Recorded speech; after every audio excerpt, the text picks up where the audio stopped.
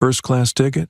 Must have been a gift from your sugar daddy, huh? That was the first thing TSA officer Tom Riley spat out before slapping handcuffs on a black woman right there at Crowley Airport, while his buddy gleefully recorded it on camera. But what they didn't expect was that the woman was none other than Kayla Monroe, daughter of the current governor of Georgia, a woman whose silent gaze alone was enough to make the entire system scramble through its own records. This wasn't just an act of humiliation. It was a question of dignity, power, and justice. In the place where you live, is your skin color respected? Kayla Monroe stepped into Crowley International Airport wrapped in burnt orange wool and confidence.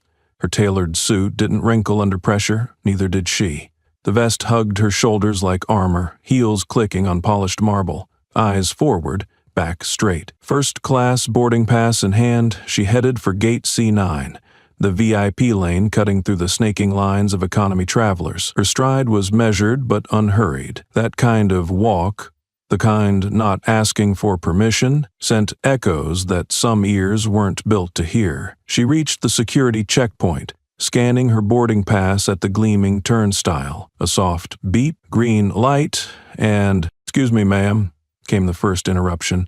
Not a question, not a polite nudge, just the kind of voice that presses fingers into your ribs. Officer Tom Riley, TSA badge tilted, boots planted wide like he owned the floor, stepped into her path. "I need you to come with us." Flanking him was Brett Cade, his sunglasses still on indoors, chewing invisible gum with the smugness of a high school bully who never got punched hard enough. Kayla raised an eyebrow. "Is there an issue?" Her voice was smooth velvet wrapped around steel. Tom didn't answer right away. He let his eyes trace the seam of her blazer like it were an insult. "First-class ticket, huh?" he finally said, curling his lip into a half-smile that wasn't even trying to hide the contempt. "What's the matter, sweetheart? Your hedge fund husband buys that for you?" He leaned in slightly, his tone syrupy and slow, like honey laced with poison. Brett chuckled, low and greasy. "That purse's knockoff," he muttered to Tom, but loud enough for her to hear. "Can't tell these days. Chinatown's got good fakes." Kayla didn't move. Her badge still glowed green behind them, pulsing like an accusation. Around her, travelers kept walking, luggage wheels whispering across tile, heads down. A white man in khakis and a polo shirt approached the next turnstile. He waved his phone. Brett glanced once and nodded him through. No ID check,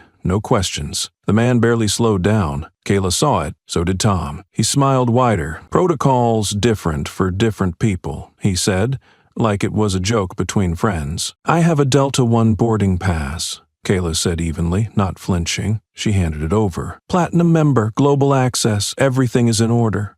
Tom took it like it was dirty laundry. He slid it under the scanner again. A pause, a beep.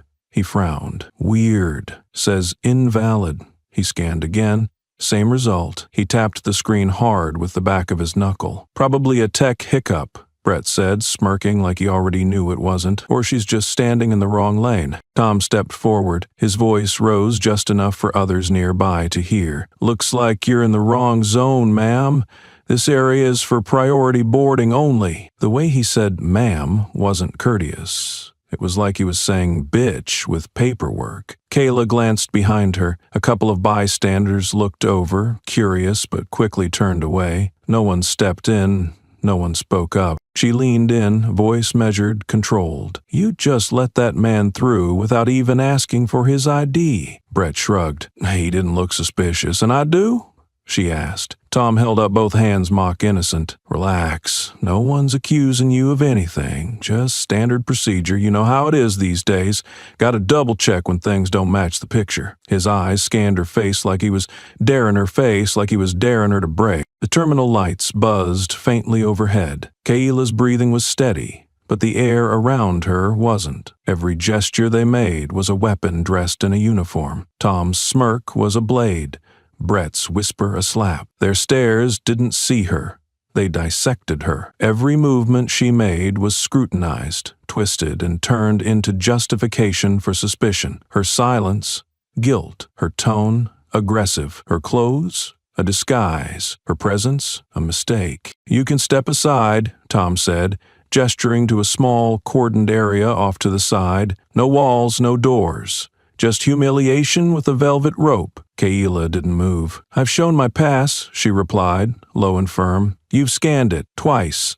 It's valid. Tom clicked his tongue. Still not going through, though. Maybe it's a system thing. Or maybe, he paused, letting the words hang like rot in the air. The system's just having trouble recognizing you. Her eyes narrowed. Just a flicker. Not fear, not outrage. Something quieter. A calculation. Brett leaned against the rail, arms crossed, watching her like a cat waiting for a twitch. Could be an honest mistake, he said, mock apologetic. Or maybe you're just too early for your flight. Happens to people who don't travel a lot. Tom snorted. Yeah, probably her first time in this terminal. Looks like it. The disdain was thick enough to chew. Kayla scanned the surrounding passengers. Some stared, curious, then looked away. One woman raised her phone, hesitated, then lowered it. The tension didn't come from shouting or physical force. It came from the silence, the kind that builds when nobody moves, when everyone sees, but no one dares to be next. Her ticket still sat in Tom's hand. Her ID was untouched in her wallet. Her name was not once spoken aloud, as if saying it would be too much acknowledgement, as if knowing who she was might undermine the narrative they were already scripting. Tom tapped the scanner again. Still not working, he said loudly. You're gonna have to step aside. He didn't look at the screen. Brett looked down at her shoes. Nice pumps. You wear those in the courtroom too? Or just dress like this for the gram? Kayla inhaled, slowly and sharply. Her posture didn't bend, not an inch. That anger they wanted? That crack they waited for? You're profiling me, she said clearly. No theatrics, just the truth. Tom widened his eyes in mock surprise. Profilin'? Come on now. Don't play the race card. This is a security protocol. Then why didn't you check the man before me? She asked. Tom tilted his head like she was being cute. He didn't give me attitude, Brett added, and he didn't show up looking like he's playing dress-up. A pause stretched between them. It wasn't empty. It was suffocating. Kayla knew the rules of this game. If she protested louder, she was unruly. If she touched her phone, she was a threat. If she turned away, they'd say she was fleeing. Every move was bait. Every silence a trap. She saw it in their stance, the coiled anticipation of men who had done this before and gotten away with it. Let's not make this difficult, Tom said, grinning like he already had. It's just a little detour. You'll be on your way once we verify everything. The lie was casual, like someone brushing lint off a shirt. Kayla's hands remained by her side. She didn't reach for her bag, didn't offer another word. She stood there still, solid, stubbornly present in a space that kept telling her she didn't belong, and the world around her did what it always did. It looked away. It shifted its gaze to avoid discomfort. It pretended fairness while letting unfairness do the talking. No shouts, no blows, just a slow, deliberate erosion of dignity, conducted under the bright fluorescent lights of normalcy. Kayla Monroe had done nothing wrong. Her ticket was valid. Her ID is untouched. But the message was clear, carved into every smirk, every pause, every unchecked traveler who walked by her, unbothered. This space was not built for you, and will remind you of that every step you take. She didn't flinch. She didn't blink. Kaylee Monroe stood exactly where they tried to erase her. Silent as stone, yet charged like a storm waiting for metal. The fluorescent lights showed no mercy. The checkpoint air hung thick with assumption, and the only thing louder than the scanner's beep was the bitterness riding Tom Riley's voice as he tilted his head and let the insult curl from his mouth like smoke. Black Barbie in a business suit, he muttered, grinning with the slow, calculated cruelty of a man who knew exactly what he was doing. He circled her with his eyes, not like someone checking credentials, but like someone appraising a show he never thought would reach his theater. You dress like you're cosplaying Michelle Obama, but talk like you run a hedge fund. Real cute. The comment hung in the air, thick and ugly, inviting laughter, daring discomfort. Brett Cade snorted from behind, shaking his head as though the image was just too ridiculous to take seriously. Kayla turned her head slightly, catching Tom's gaze, her posture still queenly, unshaken. Her stare didn't waver. I have the right to be treated with respect, she said clearly. her tone not rising, not pleading, simply pronouncing truth like a verdict. Tom's smile twisted deeper, rotted through with spite. "That right doesn't come with the ticket," he replied. Slow and sharp, each word clipped like a blade tip dragging across glass. Across the checkpoint, a low chuckle escaped from one of the uniformed agents manning the secondary lane. Young, bored, with a goatee too thin to matter, he leaned into his colleague and quipped loud enough for everyone nearby to hear, "First class is for white folks, honey. Wrong door." Laughter, not roaring, just enough to slice. Just enough to confirm the hierarchy in the air, the kind of laugh that lets you know you're outnumbered and not just in body. Kayla heard it. Everyone heard it. But no one said a word. No manager stepped forward. No bystander raised a voice. The silence wasn't passive. It was a decision, weaponized in its complicity. A quiet agreement that if something was wrong, it wasn't wrong enough to matter. Kayla remained still, her eyes slowly sweeping the crowd, reading every expression, every diverted gaze, every phone that didn't raise, every mouth that stayed shut. Her presence was being publicly dismantled, one dehumanizing remark at a time, and the crowd wore their discomfort like tight collars, watching, yet pretending they weren't. Brett clicked his radio on, voice suddenly chipper. "Control, do you copy? Got someone here claiming first class, but the look's off. Can we get confirmation?" He smiled directly at her as if the doubt was a shared joke. "You understand, ma'am. Gotta be sure. Identity theft's a big thing these days, especially with the look-alike games." She said nothing. She didn't need to. Her silence wasn't surrender. It was a restrained, weaponized. It was too dangerous for them to name. But the effect was immediate. The kind of silence that doesn't de-escalate, but burns. Tom squinted at her, and for a moment, there was something else in his stare. Not doubt, not fear, irritation maybe, that she hadn't given them what they wanted. No trembling, no rage, just that look. Steady, dignified, unshakable. It infuriated men like him, men whose power only works if the other person crumbles. He leaned in, closer than protocol allowed, just enough to blur the line between harassment and routine check. "Tell me," he whispered, eyes scanning her again, this time not even pretending to be professional. "How long have you been practicing that accent? That calm tone? Real corporate, real polished. It's like watching a doll talk." Kayla's jaw tightened. No quiver. No crack, just that same searing, suffocating grace. He opened her mouth. Only once, only to speak with absolute precision. Dressing with dignity isn't a disguise, it's a declaration. The words landed like stones in water, measured, final. Tom laughed again, louder this time, a sharp bark that filled the terminal like bad feedback. "You think wearing a $1,000 0-cents blazer makes you untouchable?" He tilted her boarding pass toward the overhead scanner again, mockingly this time, pretending it still wasn't working. Still nothing. "Must be something wrong with the system," he said, sarcasm dripping from every syllable. Brett added, "Or someone wrong for the system." More laughter. "That kind that doesn't erupt, but spreads like rot in drywall." Behind them, travelers passed through in a stream of white shirts, blonde ponytails, navy suits, each one gliding past untouched, unbothered. No extra scans, no stares, no whispered jokes. A woman in beige walked through with a smile and a nod, her carry-on barely acknowledged. A man in loafers followed, sipping coffee, no ID check, no second glance. The system wasn't broken.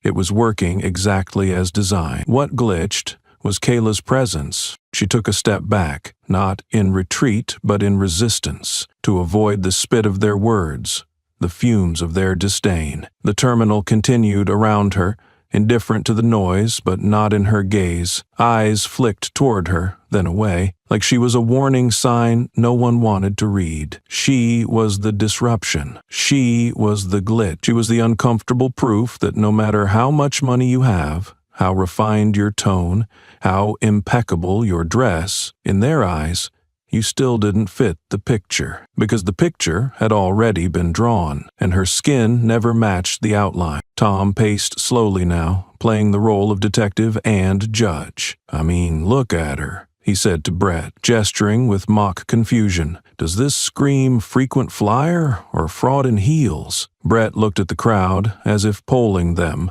eyebrows raised. Maybe she's an actress, shooting a documentary. You know, Undercover Black Girl, the first-class fantasy? Tom laughed again, tapping his earpiece like he was receiving classified intel. Yeah, Control says still no confirmation.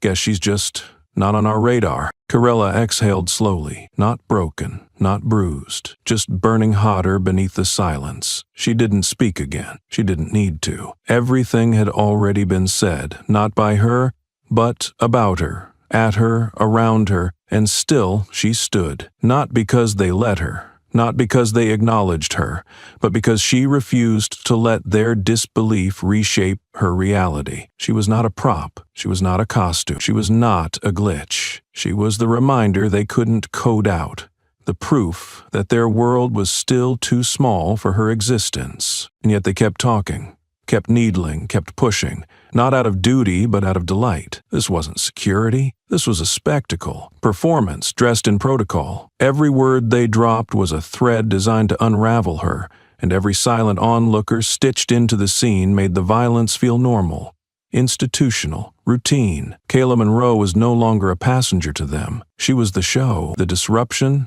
the test, and in their eyes, she had already failed it the moment she dared to walk like she belonged. Kayla had not moved. She hadn't raised her voice, hadn't stepped forward, hadn't even lifted a hand. Yet something about her stillness threatened the men in uniform more than any outburst ever could. It was the stillness of someone who wouldn't flinch, who wouldn't ask for permission, who wouldn't play the part they had written for her. And that, more than anything, demanded punishment. Tom Riley's expression didn't change as he reached for his belt, but the shift in his posture said everything. The authority didn't have to scream when it had handcuffs. His voice was almost casual when he said it, low, public, performative, failure to comply, hands behind your back. For a fraction of a second, time staggered. The air grew tight.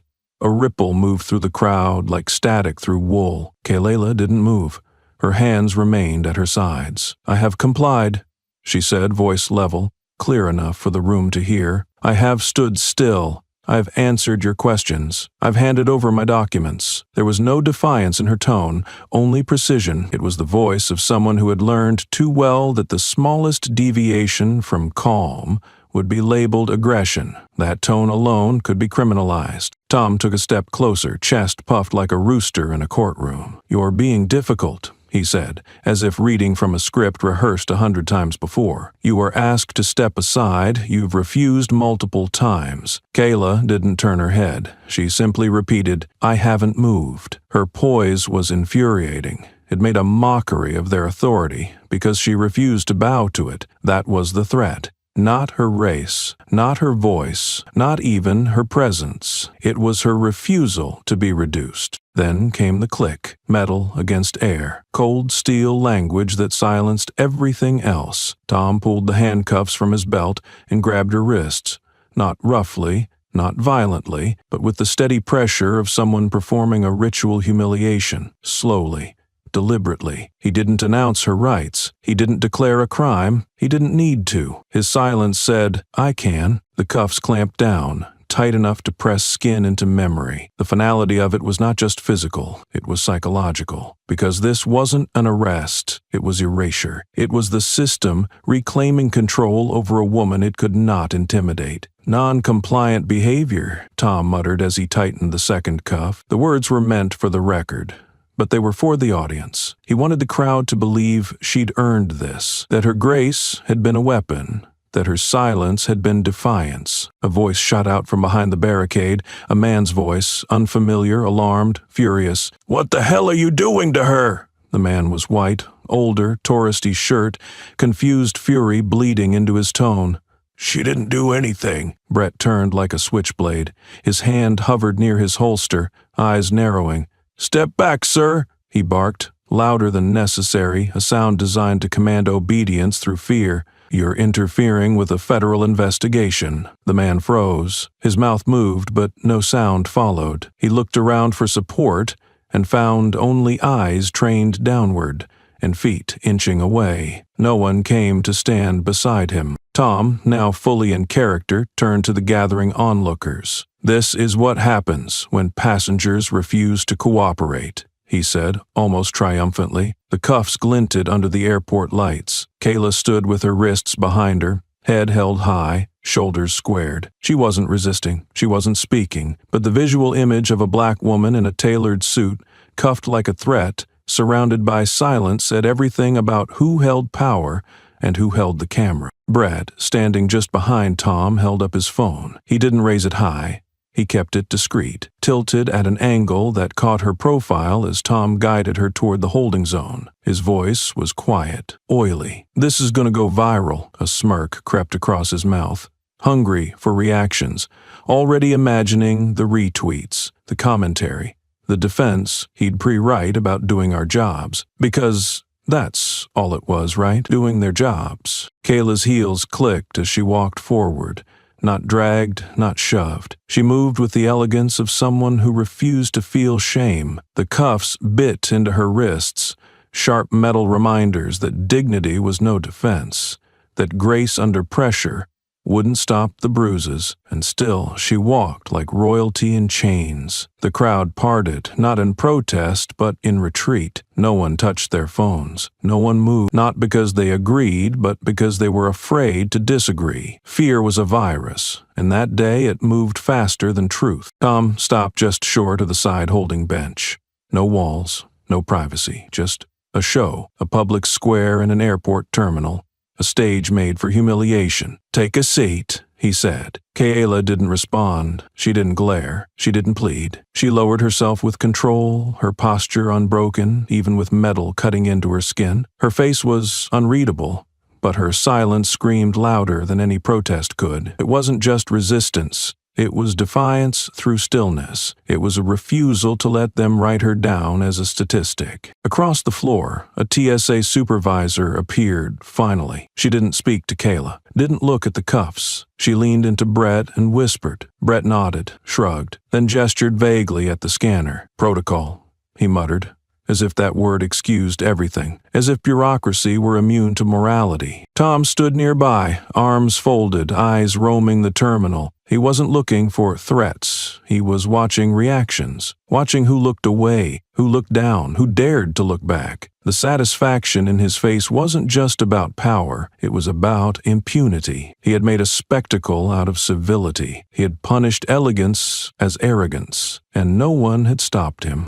Kayla sat still, breathing slowly, cuffs digging deeper now. The edge of the metal pressed not just into her skin, but into the memory of everyone who saw her. It branded her, not as a criminal, but as unacceptable, as too poised, too bold, too unbothered by their tactics. The cuffs weren't about safety. They were about face, about showing the crowd that no matter how well you dressed, no matter how well you spoke, you could still be reduced to metal and silence. And she knew it. She knew that even as the blood began to pool around her wrists, the real wound wasn't hers, it was theirs. Because every second she sat upright, uncowed, was a second they lost control. Every breath she took without begging was a strike against the script. She had been framed as a threat, as a liar, as a fraud. But there she was, still regal, still centered, still too composed to be dismissed. That was what terrified them. Not her race, not her ticket, but the possibility that she belonged in that space more than they did. The cuffs had been removed, but the damage was already imprinted, not on Kayla's wrists,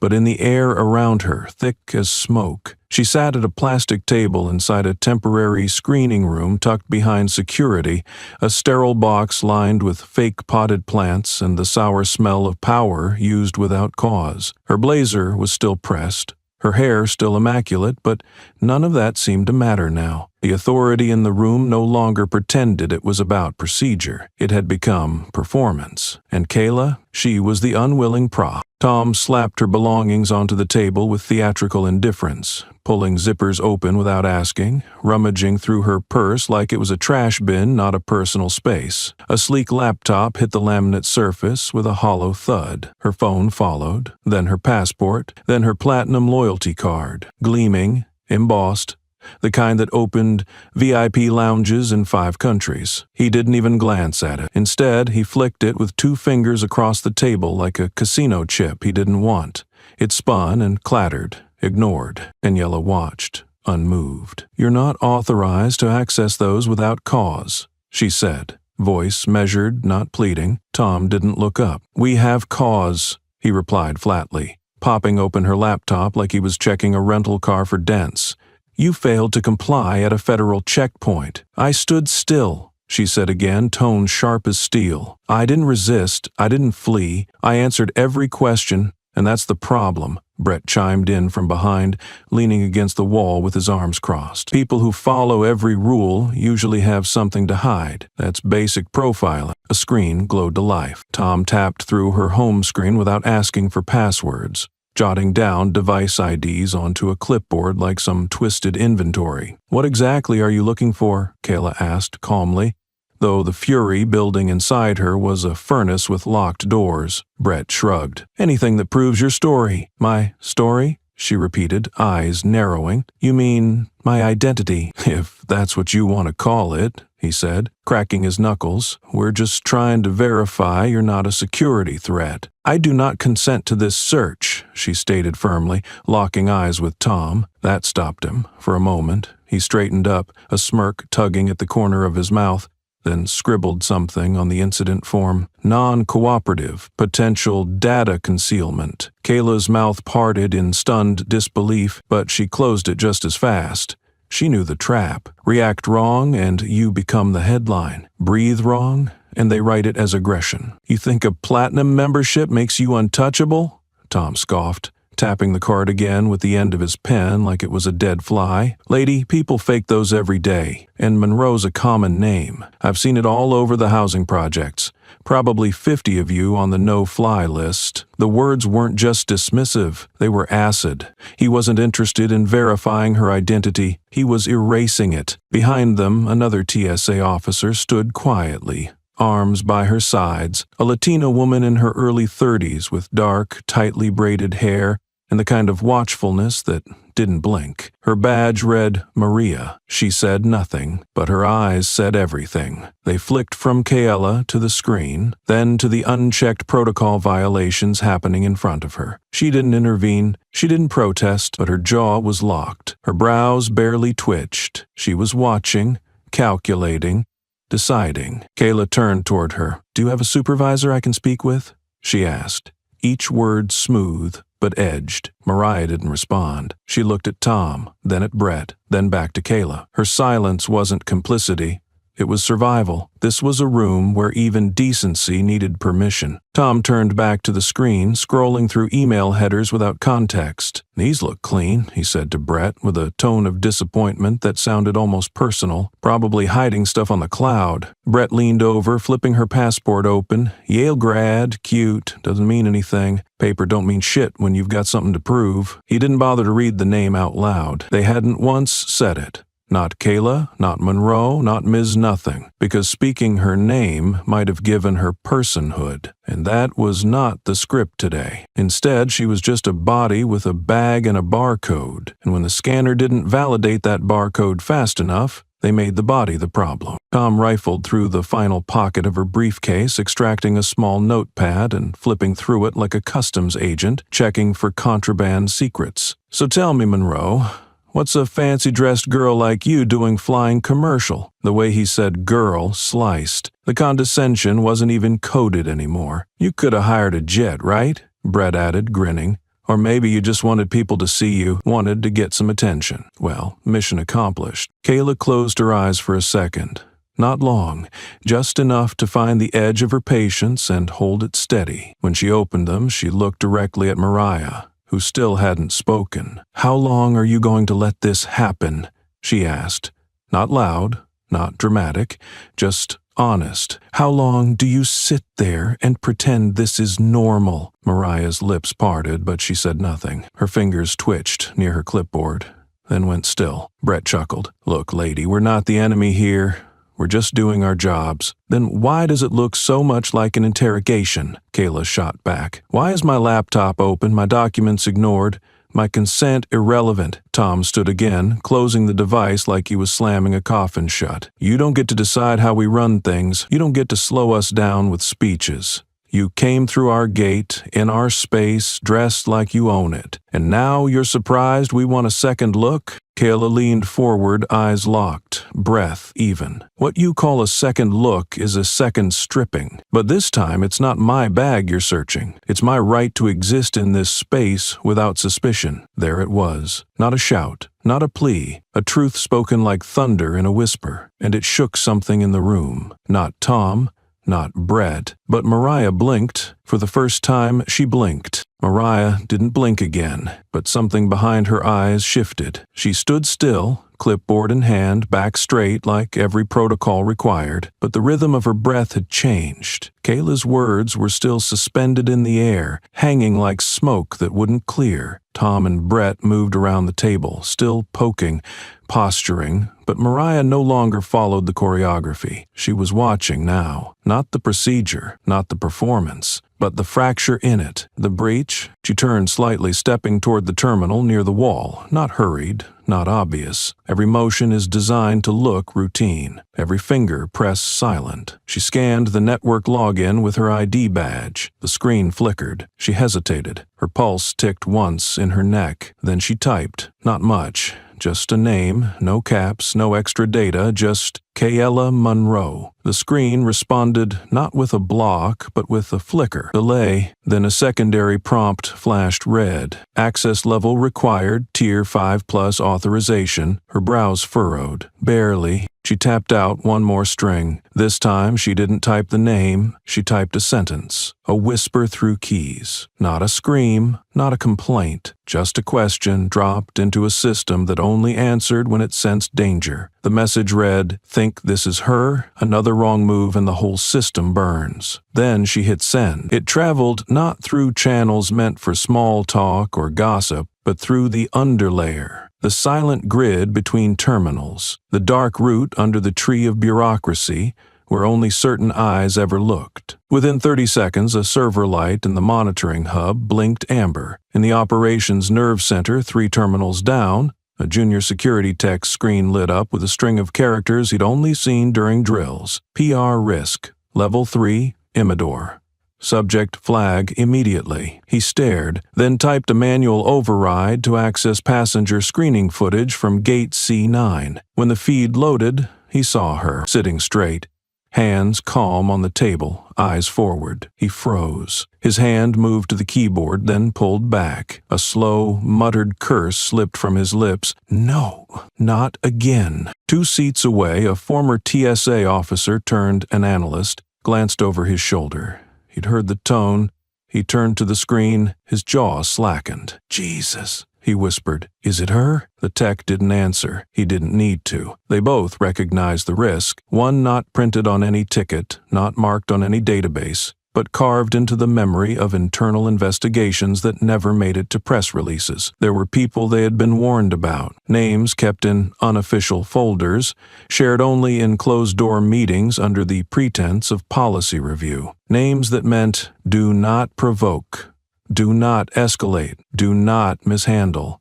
Names like hers. In another wing of the airport, 2 floors above, the Security Oversight Division picked up the same ping. The word Monroe slid across a panel like a match dragged over dry wood. A supervisor raised an eyebrow, leaned in, and replayed the entry log. No announcement followed, no alarm blared, but every terminal on the oversight board briefly flickered to a new state. Not red, not yellow, gray, holding, processing. Like the system itself was holding its breath. Back in the screening room, Mariah stood still, hands folded now. Tom was still scrolling Kayla's device like it owed him answers. Brett kicked the leg of the table for no reason other than to punctuate the silence. Kayla hadn't moved. Her stillness had become sovereign. Her silence no longer read as submission, but as endurance. The kind that makes the air grow heavier, not lighter. Brett glanced toward the hallway. "Why is this taking so long?" he asked. Tom shrugged. "Who cares? She's not going anywhere." Mariah's phone buzzed quietly in her back pocket. She turned slightly, read the message. Just one line. "Stand by for code review." Subject under live hold. Delay all further engagement. Her spine stiffened. She read it again. She didn't respond. She couldn't. Her silence was no longer a mask. It had become her shield. In the terminal's restricted sex server room, a master login was activated for the first time in over 9 months. A name without a department. A clearance without a face. Someone from Homeland's Office of Crisis Communications keyed in, not with panic, but with something worse, intent. They pulled archived files, old reports, blacked-out memos, unredacted footage from an incident 3 years prior. They moved like surgeons, not hackers. Every click was scalpel sharp. Every scroll cut deeper. Meanwhile, the TSA's public relations back-end logged its first blinking flag of the day. Threat forecast, media escalation probability, 87%. The system had picked up subtle indicators, non-standard key terms in internal chatter, unusual access logs, and Mariah's message. An automated algorithm tagged it as a potential exposure event. Below that warning, a countdown clock silently initiated. 45 minutes. If nothing was resolved, the case would trigger a contingency file, one that bypassed regional authority and moved directly to the department's federal oversight. Mariah looked at Kayla again. Still no words. Still no acknowledgement, just eyes. Kayla met the stare, not with a question, not with gratitude, just with understanding. She didn't know what had shifted, but she sensed it. The pull in the air, like gravity had changed its center of mass. Tom and Brett hadn't noticed. They were still performing power, still chasing a narrative that was beginning to write them out. And somewhere, in a locked administrative office buried behind layers of badge readers and steel doors, a man in a charcoal suit stood up from his desk. He stared at the name on his screen, adjusted his cufflinks, and reached for a phone that didn't have numbers, only codes. He dialed 3 digits, 187, waited, then added one more, 0. The line didn't ring. It answered in silence. The silence on the other end of the line wasn't empty. It was active, calculating like a satellite dish aligning itself mid-orbit. And then came the voice. Crisp, low, no introduction necessary. Code 1870 received. Confirm identity. The man in the charcoal suit didn't hesitate. Kayla Monroe. Confirmed present at Crowley International, checkpoint C9. Detained. Escalation underway. Requesting shadow flag retrieval. The voice paused, then responded with a single phrase. Initiating red file recovery inside Homeland Security's off-memory vault. Air-gapped, encrypted, and untouched by any search engine, the name Kayla Monroe ignited a sequence long buried beneath bureaucratic sand. It wasn't stored under the passenger, not under civilian.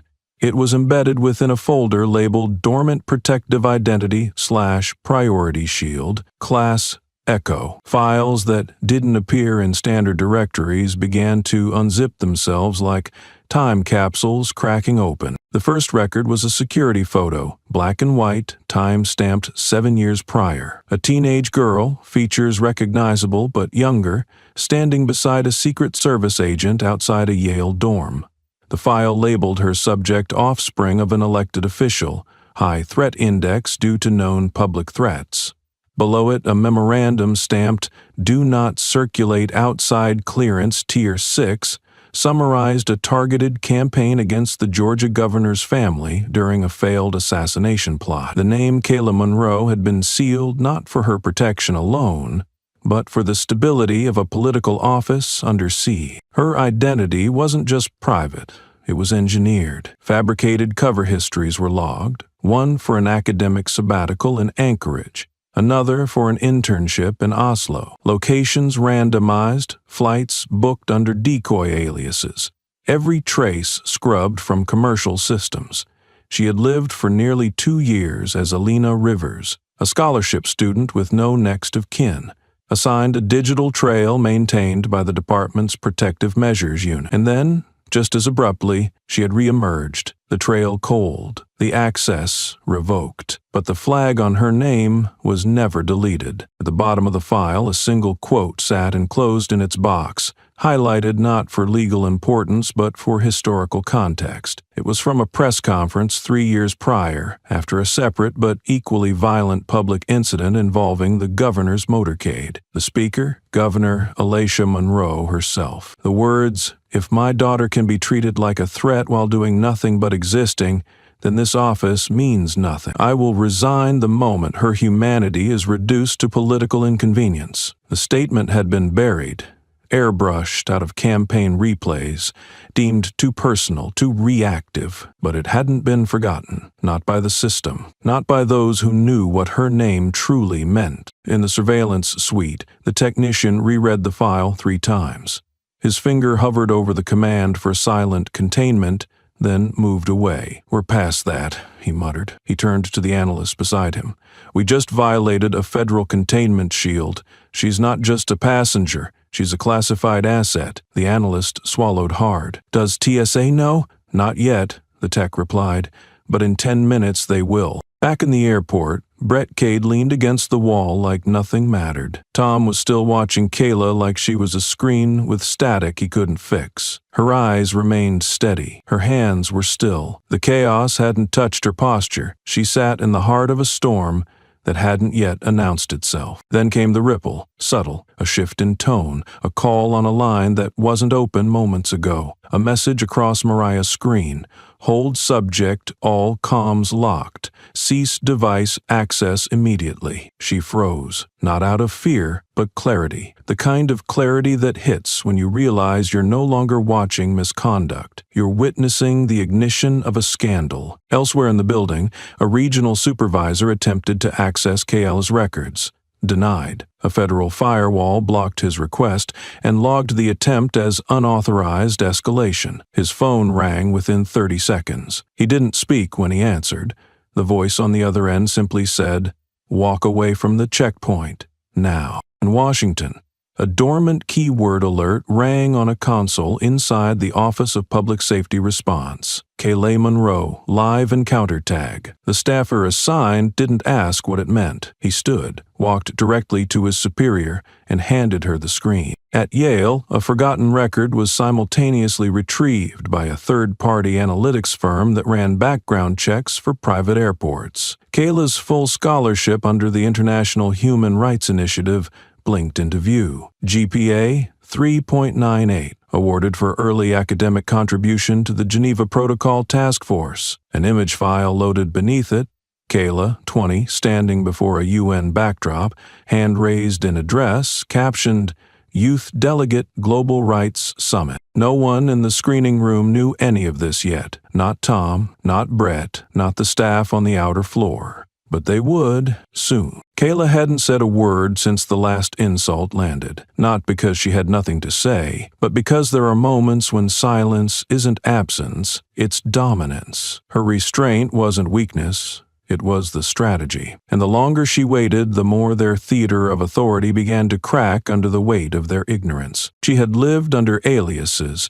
She had memorized the cold echo of false names and fake birthdays. But today, her real name had returned, and it was not a label. It was a trigger. The truth didn't break like a wave. It detonated. One moment, Kayla Monroe was a name known only in the undercurrents of government files and whispered threat assessments. Next, she was a viral reckoning. It started with a clip, not the full confrontation, not the physical act of being cuffed, just a moment. Brett laughing, Tom leaning in, and the unmistakable tone of leisure behind cruelty. That phrase hit the internet like a match tossed onto a drought-stricken forest. The footage had been recorded discreetly, someone pretending to scroll through messages while capturing the performance. The video showed no badge numbers, no time code, but it didn't need them.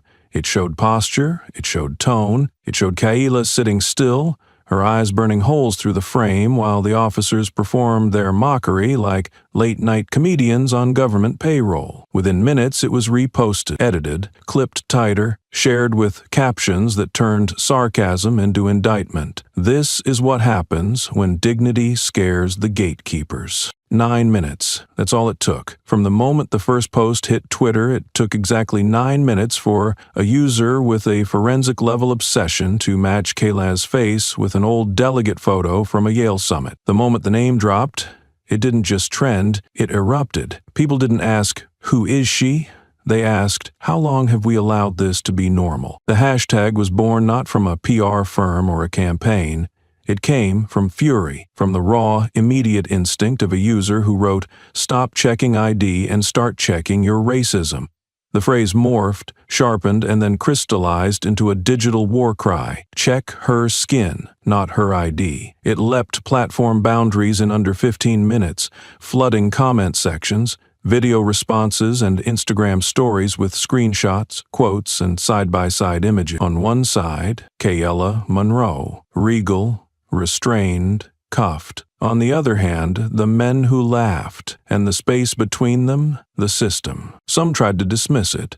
Just another airport freakout, they said. But they couldn't drown the sound this time, because this wasn't just Kayla's face. It was every face that had been doubted, every ticket that had been re-scanned, every name mispronounced on purpose. This wasn't a story, they realized. It was a pattern. And the internet, when angry, doesn't whisper, it roars. By the end of the hour, mainstream outlets picked it up. "Who is Kayla Monroe?" one Chiron asked. Another, "Viral video raises questions about TSA profiling." Cable anchors tried to remain neutral, but the footage was too damning. It didn't require narrative, it narrated itself. The officers' voices were the script, their words the confession. A human rights watchdog released a statement that afternoon. It was brief, but searing. "This is not an isolated incident. This is a textbook case of systemic abuse, one that demonstrates not only failure of protocol, but a culture of normalized degradation. She is not the first, she will not be the last. But she might be the one we refuse to forget." The statement didn't mention Kayla by name. It didn't need to. Everyone knew now. Commentators on every side weighed in. Some decried the officers, others tried to pivot the conversation to respecting authority, but they were losing control of the wheel. The footage didn't show chaos, it showed composure. It showed a woman being degraded for the simple crime of not being afraid, of being too silent, too still, too correct. And that silence screamed louder than any protest. Kayla's name shot to the top of Google's trending searches within 3 hours. Searches related to Crowley Airport profiling, TSA racism, and Governor Monroe's daughter followed like a trail of sparks behind the blaze. Within a day, the analytics team at TSA saw what no one could deny. They had lost the room, they had lost the crowd, they had lost the story, and the internet does not forgive forgettable villain. The internal control panel at the agency's PR response division lit up with escalation alerts. Systems that usually handled low-level complaints and delayed baggage were now pulsing with real-time mentions. Emergency risk modeling auto-tenored an advisory. Public integrity risk level red. It wasn't just about optics anymore, it was about credibility, about control, about legacy. The ripple extended further. Civil rights lawyers began clipping the footage into case studies. Educators forwarded the clip to classrooms. Activist groups sent fundraising links with the tagline, "They silenced her voice. Let's amplify it." It wasn't organized. It was organic. That's what made it so unstoppable. But the most cutting commentary didn't come from institutions, it came from the crowd, from a generation raised on footage and trained to smell lies behind every sanitized press release. They didn't wait for statements, they issued their own. She didn't say a word and we still heard her. That's power. The cuffs weren't meant to restrain her. They were meant to erase her. It didn't work. This isn't just about one woman. It's about all the rooms we're told we don't belong in. Kayla still hadn't spoken. Not a statement, not a tweet, not a soundbite. And yet, her silence was everywhere. Replayed, reshared, reimagined. Each new viewer brought their history to her stillness, and in doing so, they made it louder. At Crowley International, behind security doors and layers of clearance, Tom and Brett still hadn't been pulled aside. They were laughing about the clip, still believing they had control, still thinking that the phone in Brett's pocket made him the one with the power. "This thing's gonna blow up," Brett smirked. "Watch, I'll get 1,000,000 hits before lunch." He had no idea the video he thought he leaked was not the one being watched. His version wasn't trending. The truth was, and it was uglier, sharper, and undeniable. Tom checked his phone. The screen wouldn't load. System lock. "Weird," he muttered. It might be internal bandwidth. What he didn't realize was that his access had already been downgraded. The system had begun to identify him not as staff, but as risk. And still, Kalia sat in silence. Not because she had nothing to say, but now she didn't need to. The crowd had taken her words for her, and they were no longer asking questions. They were writing verdicts. The terminal pulsed with a strange quiet, the kind that follows rupture, the kind that knows something irreversible has happened, but pretends it hasn't yet. Kayla still hadn't moved, and the screen in Brett's hand still wouldn't refresh. Tom paced like a man still auditioning for authority, unaware the casting call had already closed. In the distance, the low churn of jet engines underscored the silence. A steady, mechanical breath beneath the collapsing illusion of control. Then the hum changed, louder, heavier. Not the slow taxi of a commercial aircraft, but the chopping rhythm of blades slicing through tension. The sound of a rotorcraft fast and low. Crowley International wasn't used to unscheduled landings, let alone from air vehicles bearing no logos, no call signs, just matte black precision and clearance codes that overrode tower queries before they finished transmission. The chopper didn't touch down on the usual helipad. It landed in the auxiliary lot, the kind used only when procedure no longer mattered. From the cabin stepped a man without introduction, no insignia, no entourage. A gray tactical coat, black boots, silver hair cropped, military sharp. He moved with the confidence of someone who'd spent decades not answering to the wrong people. His presence wasn't loud, it was final. If it existed, would have begun long before any of the agents on the floor had joined the TSA. He had once been the man stationed behind Governor Monroe's shoulder at press conferences, his eyes scanning crowds before cameras rolled. Most had forgotten him. Those who remembered never asked where he went after the governor's re-election. Now he was walking through Gate C9 with nothing but silence and clearance behind him. A junior officer moved to intercept. He didn't get 3 steps before a comms override hit every TSA terminal in the building. Screens flickered once, then shut down. Access to public data was revoked.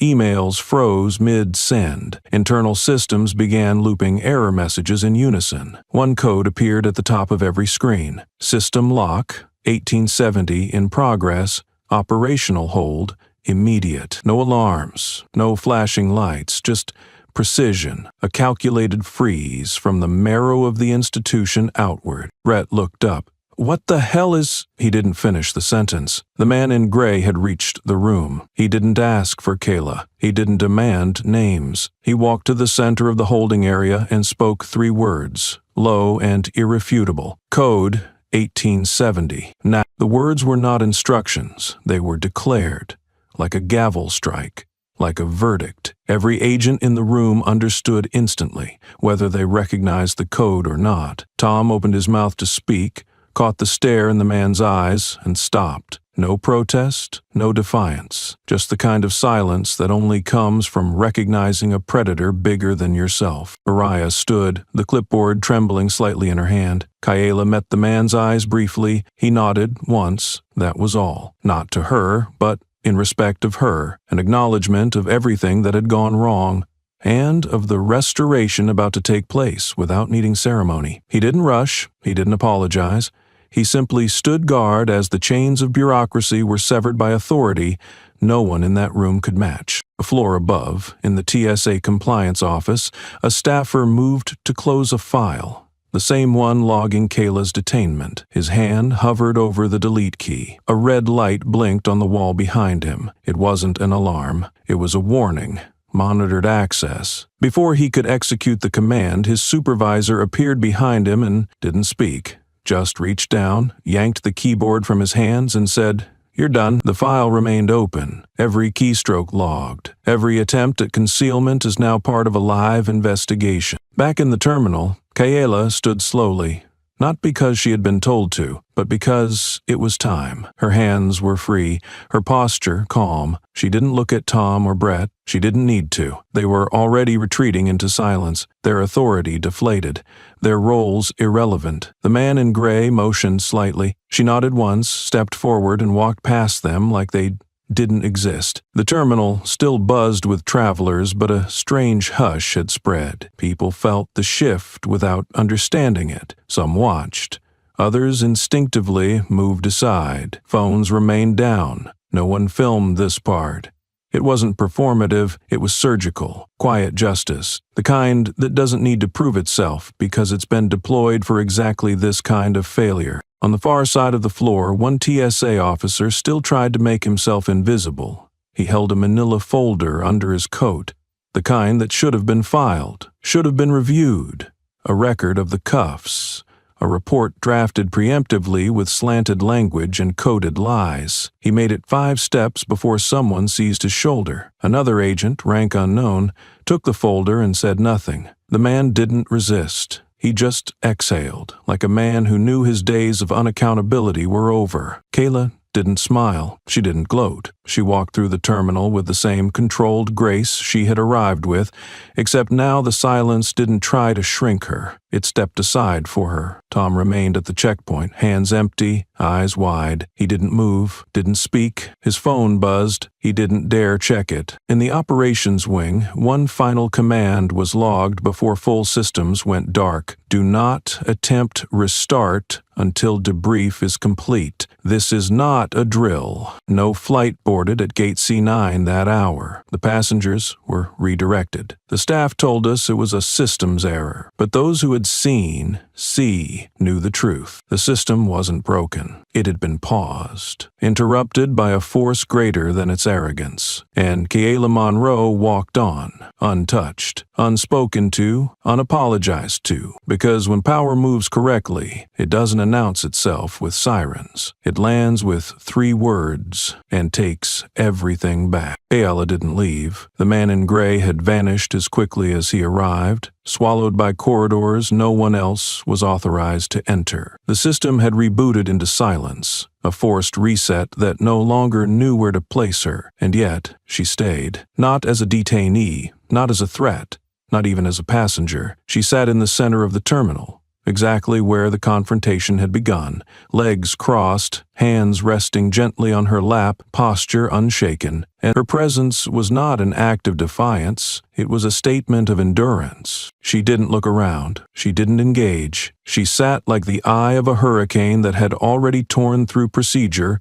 protocol, and pride, and in her stillness, something far more dangerous than outrage took root: accountability. It settled like frost on the walls, cold and creeping, the kind of quiet that made every footstep echo just a little too loud, every glance feel like a spotlight. No announcement came over the PA, no official dared to approach, but the air in Crowley International had changed. Travelers who passed by slowed without meaning to. A hush rippled behind every rolling suitcase. No one told them to notice her, but they did, one by one. A boy with chocolate-stained fingers tugged at his mother's coat sleeve. His voice was light but pointed, the kind that cuts without intention. "Mom," he asked, "why doesn't she look scared?" His mother didn't answer. She crouched beside him, placed a hand on his head, and stared across the terminal at Kayla like she'd just remembered something she wasn't supposed to forget. A security guard walked past her,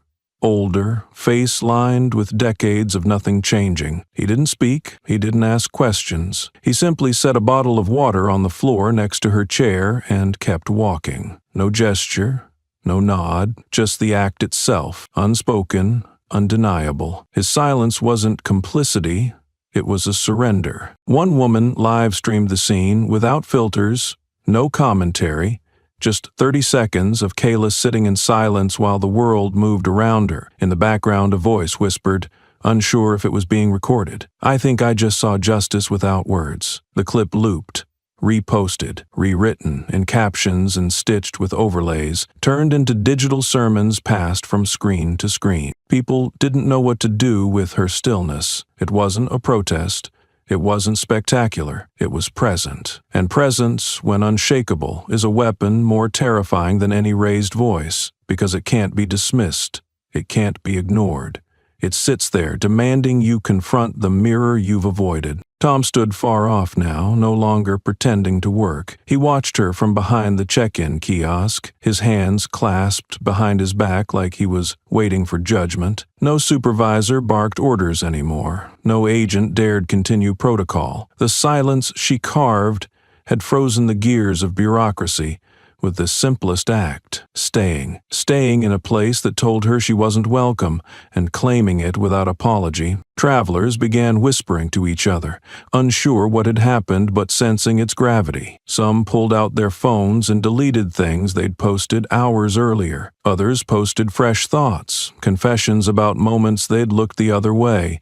The thread was growing beneath the surface, not with hashtags this time, but with quiet recognition. This wasn't a social storm anymore. It was a reckoning made of human breath and glance. Kayla remained still. A janitor, pushing a mop bucket, paused mid-swipe, his brow furrowed, then moved around her in a perfect arc like walking around a memorial. He didn't speak, but when he returned down the same path an hour later, he had wiped that stretch of tile by hand. She still hadn't blinked. A girl, maybe 15, maybe 16, sat 2 rows away with tears in her eyes. Not from pain, but from the weight of recognition. Her mother gently pulled her close. "Do you know who that is?"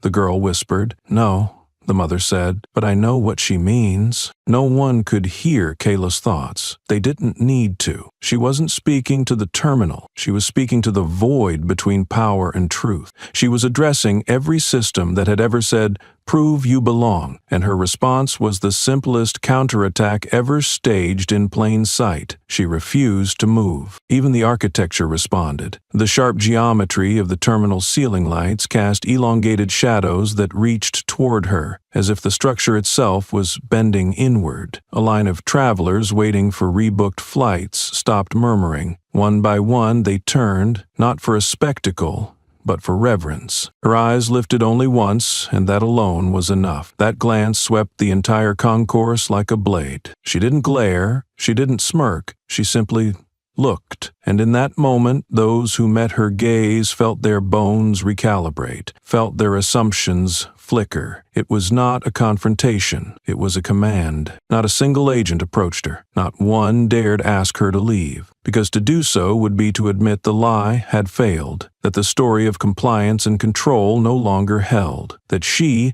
by doing nothing more than existing unapologetically in the very space they tried to erase her from, had won. So she stayed. For 5 minutes, for 30, for over an hour, until time itself surrendered and bent to her silence. Even as the airport quieted, even as systems rebooted, even as silence held dominion on the floor Kalea had just vacated, somewhere deeper inside the walls of the institution, 2 men still thought they held the upper hand. They sat in a room that wasn't quite an interrogation chamber, and not quite a break room either. Fluorescent lights buzzed softly above, the kind that peeled away pretense with clinical indifference. A metal table, 2 plastic chairs, and a camera in the corner that wasn't blinking, because it was always on. Tom leaned back, arms behind his head, legs crossed like he was waiting for his coffee order. Brett tapped his knuckles rhythmically on the table, a small grin on his face, chewing invisible gum like the hero of a B movie that never made it past the trailer. Neither looked worried. They didn't even look concerned, because in their world, this wasn't a reckoning. It was a minor inconvenience. "I mean," Tom said, chuckling,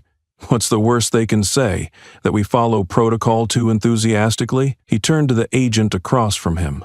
A man with no nameplate, no emotion, just a laptop and a voice too calm to be friendly. "You want the real answer?" Tom added, leaning in with the smirk of a man who believed his story was still being written in bold. "I cuffed her because I wanted to. It's not illegal to enjoy your job." The agent said nothing. Tom spread his hands like a comedian wrapping a punchline. Nobody said you couldn't enjoy the perks. You think guys in uniform haven't done worse for less? Brett snorted. Exactly. And what? You're here to play priest now? Confession booth and all? We're not sorry, man. That chick strutted in like she owned the place. You think a decent suit makes you a damn queen? The agent clicked his keyboard once. Tom continued. She had attitude. The kind that begs for correction. Looked me in the eye like she didn't know where she stood. That's the kind you gotta remind. He said it without irony, like it was policy. Brett looked at the one-way mirror, smirking at his reflection. And she thought she had power, like we were supposed to bow or something. Please. He laughed. A sharp, barking thing. Tried to pull the race card, too. Classic. They all do when they know they're losing. Still no reply. Tom glanced at the agent. So what, now you're reviewing footage? Writing reports? Trying to catch us slipping on phrasing? He shook his head. You want a headline? Here it is. I did it because I could. And I'd do it again. The silence that followed wasn't awkward. It was surgical. The agent typed 2 more keys. The screen behind him, silent until now, flickered on, a still frame. Kayla, seated, hands folded, posture impeccable. Behind her, Tom's hand mid-air, Brett laughing in the background. The image wasn't labeled. It didn't need to be. Gentlemen, the agent said finally, voice even, do you know the name of the woman you detained? Tom shrugged. Didn't ask. Didn't matter. Brett added. Didn't look like anybody worth knowing. The agent turned the laptop slightly toward them. One line of text appeared at the top of the screen in bold, federal gray. K-A-E-L. Amon. It took half a second for the name to register. Then another for the color to drain from Brett's face. Tom blinked, then chuckled. At first. Nah, he said. You're messing with us. That's not. She is the daughter of Governor Alesha Monroe, the agent cut in. Her identity is protected by federal shielding under the Department of Homeland Security due to multiple prior threats on her life.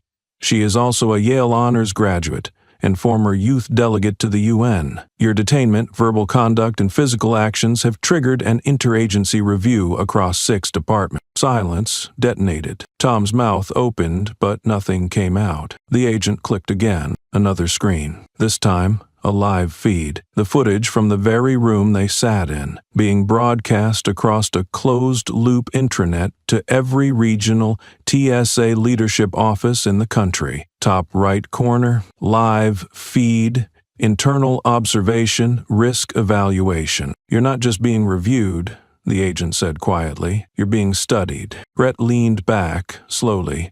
He wasn't chewing anymore. The camera panned to Tom, his face twisted, not into panic, but into disbelief, the kind of expression that belongs to men who thought their entitlement would always shield them from consequences. This is insane, he muttered. We didn't even know who she was. That's the problem, the agent replied. You didn't need to. The room remained cold. The kind of cold that doesn't come from temperature, but from the stripping away of lies, one layer at a time. The agent didn't raise his voice, he didn't insult, he didn't lecture. He simply let the silence calcify, let the realization do the gutting. Tom tried again. You can't pin this on us. We were following flag indicators. The system pulled her for inspection. You are the system, the agent said. Another click. Clips began playing. Compilations of Tom and Brett and previous encounters, audio logs, reports filed and buried, complaints made and dismissed. One showed Brett snapping at a Middle Eastern teenager. Another captured Tom mocking a disabled passenger behind his back. The images looped. Repetition as indictment. They had never been punished. Not once. Not formally. But the footage had been archived, because systems forget nothing. And now, those forgotten moments were back, louder, sharper, weaponized. And Kayla? She hadn't said a word in any of them. That was the irony. They had performed. She had endured. And in the end, their words were the rope. No defense, no justification, just a playback of their own choices. And the door behind them stayed closed. The room didn't get colder, it just got sharper, like air passed through a wire mesh before entering. slicing even silence into fragments. Tom and Brett, still unaware of the silent audience behind the glass, leaned in with the swagger of men who'd only ever been told no in training manuals and forgotten HR meetings. The live feed continued, not public, not yet, but transpired. But live piped directly into terminals within internal affairs offices, leadership desks, regional HQs, every word, every pause, every inflection recorded, time-stamped and archived. Tom exhaled with the confidence of a man still thinking he was performing for a private audience. "Look, I've seen that type before," he said, twirling a pen between his fingers. Black woman, expensive suit, fake composure. There are only ever two explanations. Either she's fronting for someone else's money, or she's pushing weight on the side. He smiled at the investigator like it was a clever deduction, like he deserved applause for dressing up racism in the clothes of certainty. Brett laughed, eyes unfocused, the sound lazy and loose. "Yeah, reminds me of that kid I popped a couple of years back. Mouthy little punk. Thought he could talk to me like we were equals." He mimed the motion with his palm, a quick, invisible slap, one hit across the face. Never saw him talk back again. His grin widened. Didn't even get written up for that one. The investigator didn't flinch. He didn't nod. He didn't speak. He was the mirror, and the men sitting across from him couldn't help but keep talking to their reflections. It wasn't an interrogation. It was confession, masquerading as bravado. Tom leaned back, his voice casual, uncaring. "You put someone like that in first class and they think the world owes them respect. You see the way she was dressed? That wasn't business. That was camouflage." The investigator's fingers hovered over the keyboard. "If she were white," he asked calmly, "would you have handled it the same way?" They didn't hesitate. They didn't pause for thought. They didn't even lie. Tom smirked. "Wouldn't have had to." Brett nodded, eyes gleaming. "White chick in a power suit? Probably just gets on the plane. Doesn't try to make a scene." The room didn't echo, but every word did. Behind the mirrored glass, senior officials stared at monitors with blank expressions. One tapped a pen against her notepad without writing anything. Another rubbed his eyes. No one spoke, because they didn't need to. The tape was doing the job for them. The arrogance was self-dementing. Across the state network, the internal feed pinged a silent alert.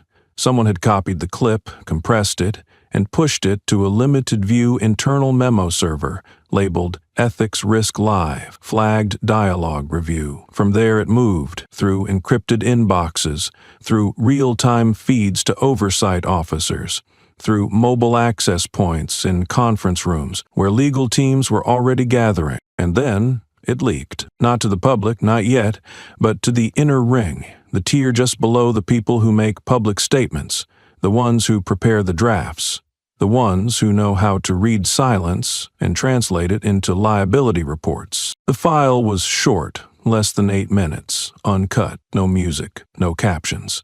Just raw footage of two men smiling while they burned their reputations to ash. No scream, no threats, no external commentary, just two voices, casual and confident, revealing everything. And somewhere in a conference call, muted but still very much active, a director finally said the words. They did this to themselves. The surveillance timestamp in the bottom corner ticked forward, every second locked in.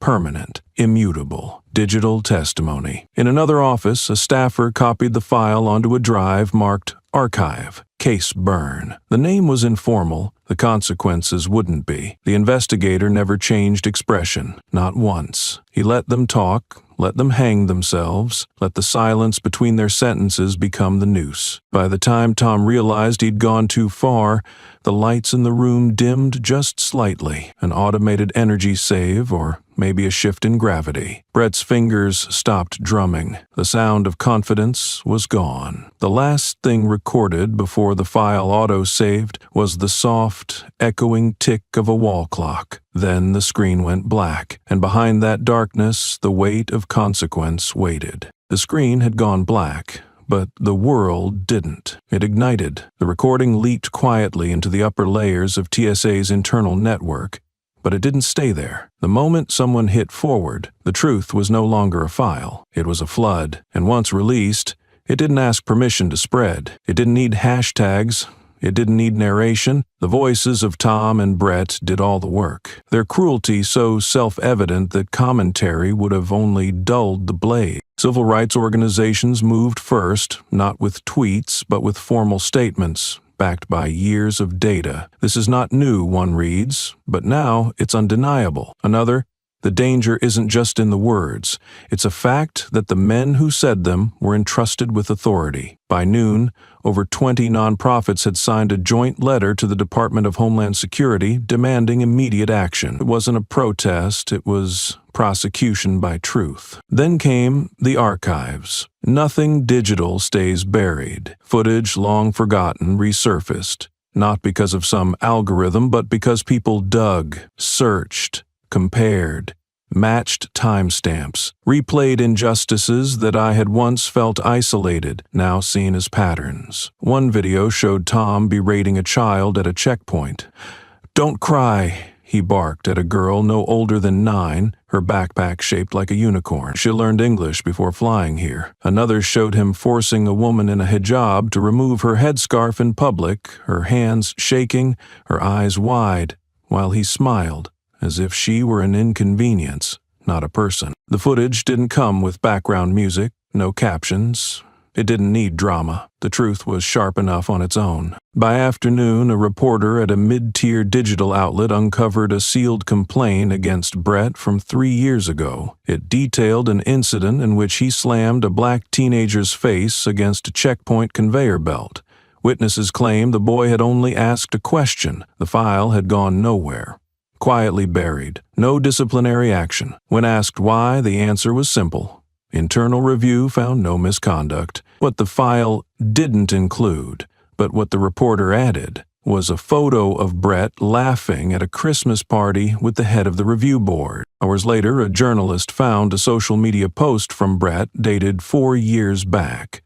The caption read, "Black lives only matter online. In real life, they act like animals." The post had been deleted. Screenshots had not.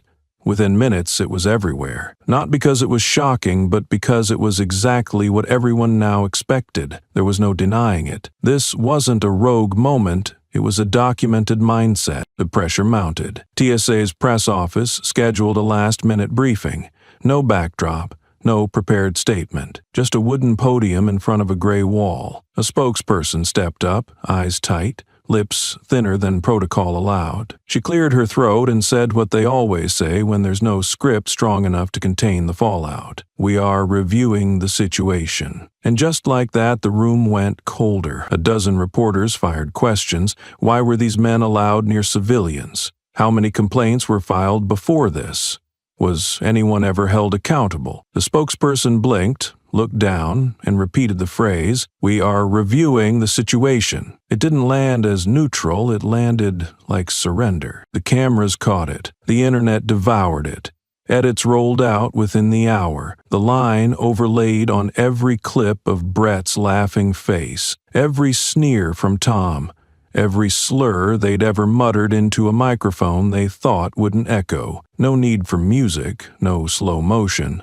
Just the facts, lined up like teeth on a saw blade. By evening, editorial pieces dropped like hammers. "This isn't about bad apples. It's about the orchard," wrote one columnist. Another, "We were told to trust uniforms. But what happens when they weaponize trust?" Cable news segments stitched together timelines. Independent creators filmed hour-long breakdowns of the incident. Former employees came forward. Anonymous sources described a culture of impunity, of quiet approval for anyone who could toe the line without setting it on fire. "We knew what they were," one said, "but the system wanted obedience, not integrity." The quotes didn't scream, they didn't dramatize, they simply listed, chronologically, every report filed and ignored, every word spoken into the void, every wrong that didn't end until someone hit record. And all this, every post, every clip, every headline, unfurled in a single day. Kayla still hadn't said a word, but the world no longer needed her voice to hear the truth. The walls were speaking now, and they weren't asking for permission. The walls had spoken, But Kayla hadn't. Not a press release, not a single televised appearance. Her name was on every screen, in every sentence, embedded into the DNA of the discourse, and still, she said nothing. It wasn't a retreat, it was the strategy. While the world raged and rewrote itself around her silence, she moved like the eye of a storm. Calm, deliberate, unshaken. Every day brought a new wave of outrage, analysis, and calls for reform, but none of it came from her mouth. What did come, however, was amplification, not of herself, but of others. She didn't issue a comment. She reposted others. A young black man's open letter about being stopped weekly on his way to work. A mother's diary entry about her son learning to raise his hands before his voice. A teacher's blog about watching students go quiet when uniforms entered the room. She didn't write headlines. She amplified those who'd lived below them. The effect was quiet at first, a murmur, a momentum, then it exploded. Not in flames, in fingerprints. Because every post she shared, every story she lifted, left a mark, and the internet began tracking not just the injustice she'd endured, but the resonance she allowed others to voice. The hashtag Kayla effect wasn't a campaign, it was a mirror. Within 72 hours, the hashtag had flooded platforms, not with protest graphics or brand partnerships, but with portraits, hand-drawn, digital, mixed media. One showed Kayla in her orange blazer, cuffs still visible, but her eyes aflame with quiet defiance. Another rendered her as a statue, carved, not in marble, but in protest signs. Then came the image that circled a globe, drawn by a child. A young girl, skin dark like polished mahogany, had used a school box of crayons to sketch Kayla sitting in the airport, a halo glowing behind her head like something holy. In the child's handwriting, "The Woman Who Didn't Leave." The drawing was posted by her art teacher. It went viral in hours, picked up by local news, then national. The caption said everything. She doesn't know the world is on fire. She just knows a woman sat still and made the world look. The drawing ended up on a t-shirt, then a mural, then a campaign for educational equity, not funded by organizations, but by donations made in Kayla's name. Still, she said nothing. Then came the letters. Not emails, not tweets.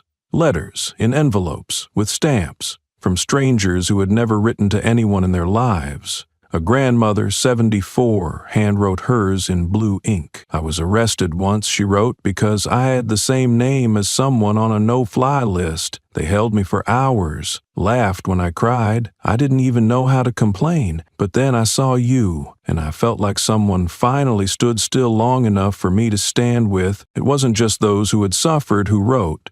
It was those who had stayed silent. A former TSA agent, Latin, 38, 10 years in, sent his resignation letter publicly. "I thought I was protecting something," he wrote. "Now I know I was just protecting a line no one was allowed to cross. Watching you sit in that silence made me hear everything I had ignored. The networks didn't know how to categorize it. News anchors stumbled through coverage, unsure whether to call it a protest, phenomenon, movement, or mythology. Kayla refused interviews, declined speeches. The only public action she took was to update her bio on one social platform. It now read, "Just a passenger." That line became a tagline, then a slogan, then a thesis. Schools began teaching the incident in ethics courses. Artists painted tributes.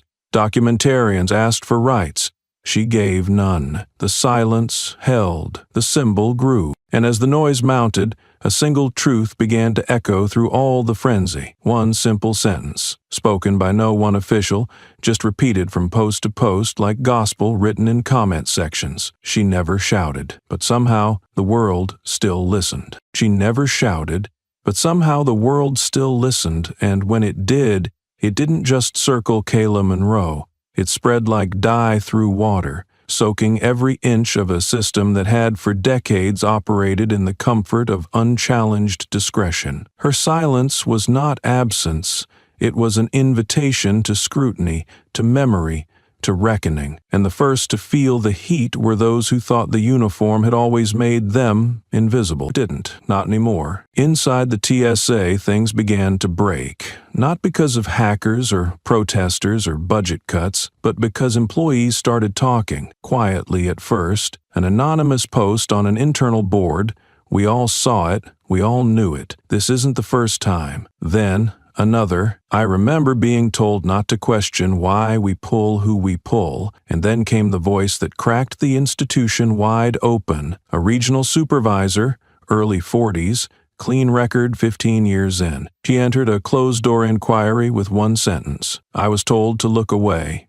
I didn't ask why. I do now. She told them everything, about the briefings where the term visually irregular was used in place of race, about how supervisors encouraged profiling under euphemisms like behavioral markers that always seemed to apply to black and brown travelers, never white, about how Kayla Monroe's detainment wasn't an anomaly, it was a template, executed 100 times before, covered 100 times again. Her statement triggered an internal cascade. Agents who had long stayed silent stepped forward with documentation, emails, and transcripts of conversations that were once dismissed as locker room chatter. One tech support staffer submitted logs showing how facial recognition filters were routinely overridden manually when the match results didn't look right. In every case, the overrides disproportionately flagged travelers with darker skin tone. Another report revealed that agents were given informal checklists that had no official header, but were passed around on clipboards, naming traits like baggy designer clothing and excessive eye contact, traits almost exclusively used against people of color. Then came the recordings, not leaked, submitted, voluntarily. Dozens of hours of shift room chatter, checkpoint jokes, offhand remarks, things not meant for reports but captured nonetheless. A snippet played during a closed hearing included a senior agent laughing as he recounted asking a Haitian passenger whether his passport was printed on a banana leaf. Another described calling backup for a black teenager just in case his sneakers were a distraction. These weren't aberrations. They were ambient noise. Within a week, the investigation had broadened to include a full audit of internal culture practices across 5 major airports. Several high-level managers were quietly suspended. A task force was created to re-examine staff training programs that had gone unchanged for years. But those steps felt cosmetic. The sickness wasn't in one office. It was in the bloodline of the structure. That became painfully clear when a year-old email surfaced from a deputy regional director. The message, short and smug, was in response to a junior officer questioning a checkpoint pattern. The subject line read, "Read. Selective attention. The body? We're paid to profile. Don't make it harder than it has to be." The email had been forwarded 6 times. No one had flagged it. No one had replied with concern. It was archived. Normal. And then, as if the floodgates could no longer be held, came the internal whiteboard photo. Shared anonymously through a whistleblower protection channel, it showed a wall inside one regional hub with sketches of target types drawn cartoonishly. Dark-skinned men with chain necklaces, exaggerated hairlines, suspicious eyes. In the corner, someone had scribbled in red marker, "Just watch. They'll crack if you stall them long enough." Investigators traced the image. It was real. The board had been up for 3 months before being taken down, not because of outrage, but because someone needed the wall space. The agency tried to contain it. HR departments rolled out healing sessions. Internal comms issued vague apologies. Leadership spoke in PR tones so sterile they could have been generated by AI. "We are committed to reviewing all procedures to ensure fairness and equity for all passengers." But the country wasn't interested in their language anymore. It was too late. The pressure did not fade. It grew more granular, more invasive, more detailed. It was no longer just about what had been done to Kayla Monroe, but what had been allowed to happen to countless unnamed passengers for years under the radar. More whistleblowers came forward. One revealed an internal bulletin that quietly circulated every quarter, titled Traveler Pattern Risk Notes, a document that looked neutral at first glance, until you analyzed the data. Over 72% of the high-risk profiles described were people of color. Only 4% were white. None were affluent. Whispers turned into open letters. TSA veterans who had retired years earlier wrote damning testimonies of what they'd seen and done. A former field agent recounted how he was once praised for delaying a Somali-American family until they missed their flight. His supervisor told him, "That's how you control anomalies. If they don't make it, they don't multiply." Another remembered the nickname given to Kayla-style passengers, dress-up ghosts. The logic? If you dressed like you belonged, but your skin said otherwise, you were playing pretend. Journalists uncovered archived memos dating back nearly a decade. One from 2015 suggested that agents be visually attuned to consumer goods not in alignment with cultural indicators. What it really meant: if a black woman wore a Cartier watch, she deserved a second screening. If a Middle Eastern man carried a new MacBook, double-check for bombs. If a Latino teen wore Jordans, open his luggage for theft inventory. The memos were veiled in sanitized language, but their implementation was anything but subtle. As the evidence mounted, the public began asking bigger questions. Who trained these agents? Who wrote these policies? Who signed off on these metrics? Cameras turned not to the checkpoints, but to the top floors, to the architects of the machine. A director who'd once appeared in a PSA about diversity was now dodging subpoenas. A deputy administrator who had championed biometric efficiency protocols was exposed as the author of at least 3 internal cultural risk outlines, all of which used race as a proxy for suspicion. The backlash turned surgical. Activist groups began calling for a restructuring of airport authority oversight, not just reform, erasure and rebuild. Their slogan spread: "You don't patch rot, you cut it out." And at the heart of every rally, every panel, every policy demand, one name echoed, not shouted, not branded, just carried: Kayla. Still, she never spoke. But when the structure cracked in 4 separate districts on the same day, one supervisor wept on camera and admitted, "We were told to look away. So we did." The silence of one woman outweighed the noise of an entire system collapsing. It wasn't a revolution, it was a revelation. Pressure began bleeding into other agencies. A joint congressional oversight committee issued a notice of inquiry, demanding all records relating to informal profiling practices within TSA from the last 10 years. Civil rights attorneys began building cases, not just for damages, but for historical redress. Airport security contractors, some of whom had operated under federal licenses for years, were now subpoenaed for pattern contribution. Nobody wanted to admit it, but it was clear complicity had been policy, not error. In a televised interview, a former training consultant broke down on air. "We created a system that pretended to assess danger, but was just filtering who looked like power and who didn't." He paused. "And Kayla? She looked like power in the wrong skin." The moment went viral, not because it was novel, but because it was finally honest. Back inside TSA, morale splintered. Some officers quit preemptively, others lawyered up, and then some quietly walked into HR, handed in resignation letters that said nothing but meant everything. One simply wrote, "I can't do this job if it means lying to myself every morning." At the end of it all, what stood wasn't a hero, or a martyr, or a politician. It was a silhouette of someone who sat still in a chair, refused to be erased, and forced a nation to remember what it had tried to forget. Kayla Monroe had not led a charge, had not held a sign, had not screamed, but she had held her place in line and made the country see who was always being pushed to the back of it. No verdict was needed. The system had already judged itself and found its mask guilty. The system had judged itself and its mask had cracked. But Kayla Monroe still hadn't spoken. She hadn't tweeted. She hadn't appeared. She hadn't accepted a single media offer, despite the growing list of platforms begging to be the first to break her silence. In a world obsessed with statements, she had made her point by withholding one, and in that absence, something unexpected happened. The nation began to speak in her place. News cycles continued to circle her like moths around a quiet flame. They played her airport footage with reverence, then analyzed her refusal to respond as if it were a new language. Universities built case studies around the psychology of public silence. Churches referenced her in sermons about grace under humiliation. Protest organizers began using her image on posters, not as a rallying cry, but as a mirror, daring the world to look into the eyes of a woman who had been publicly stripped of dignity and had given none of her power in return. The most prestigious public policy school in the Northeast invited her to deliver their annual human rights lecture. She declined, politely. One line in her response was leaked and immediately crystallized into something larger than words.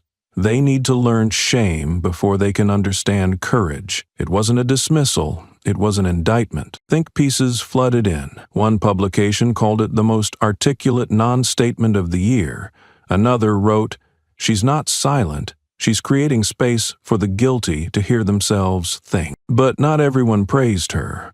A far-right commentator mocked her refusal to do interviews, labeling her a statue built out of victimhood. He asked, "Why do we glorify people who do nothing but sit?" The backlash was swift. Thousands replied not with insults, but with receipts. Replays of Kayla's restraint, her dignity, the unignorable damage her stillness had triggered. One user posted, "She didn't do anything. She made a nation flinch without lifting a hand." But the real power didn't come from the headlines or hashtags. It came from the shifts happening in places no camera could enter. In police academies, a new cohort of officers submitted a signed petition calling for the overhaul of their internal bias training. "We don't want to become what we just watched," it read. The message wasn't political. It was generational. For the first time in years, silence was not interpreted as compliance. It was a call to reflect. Within the walls of the same institution that once allowed Brett and Tom to thrive, whispers of reform grew louder. A department once allergic to introspection now faced its reflection in every hallway mirror. Officers scheduled voluntary workshops.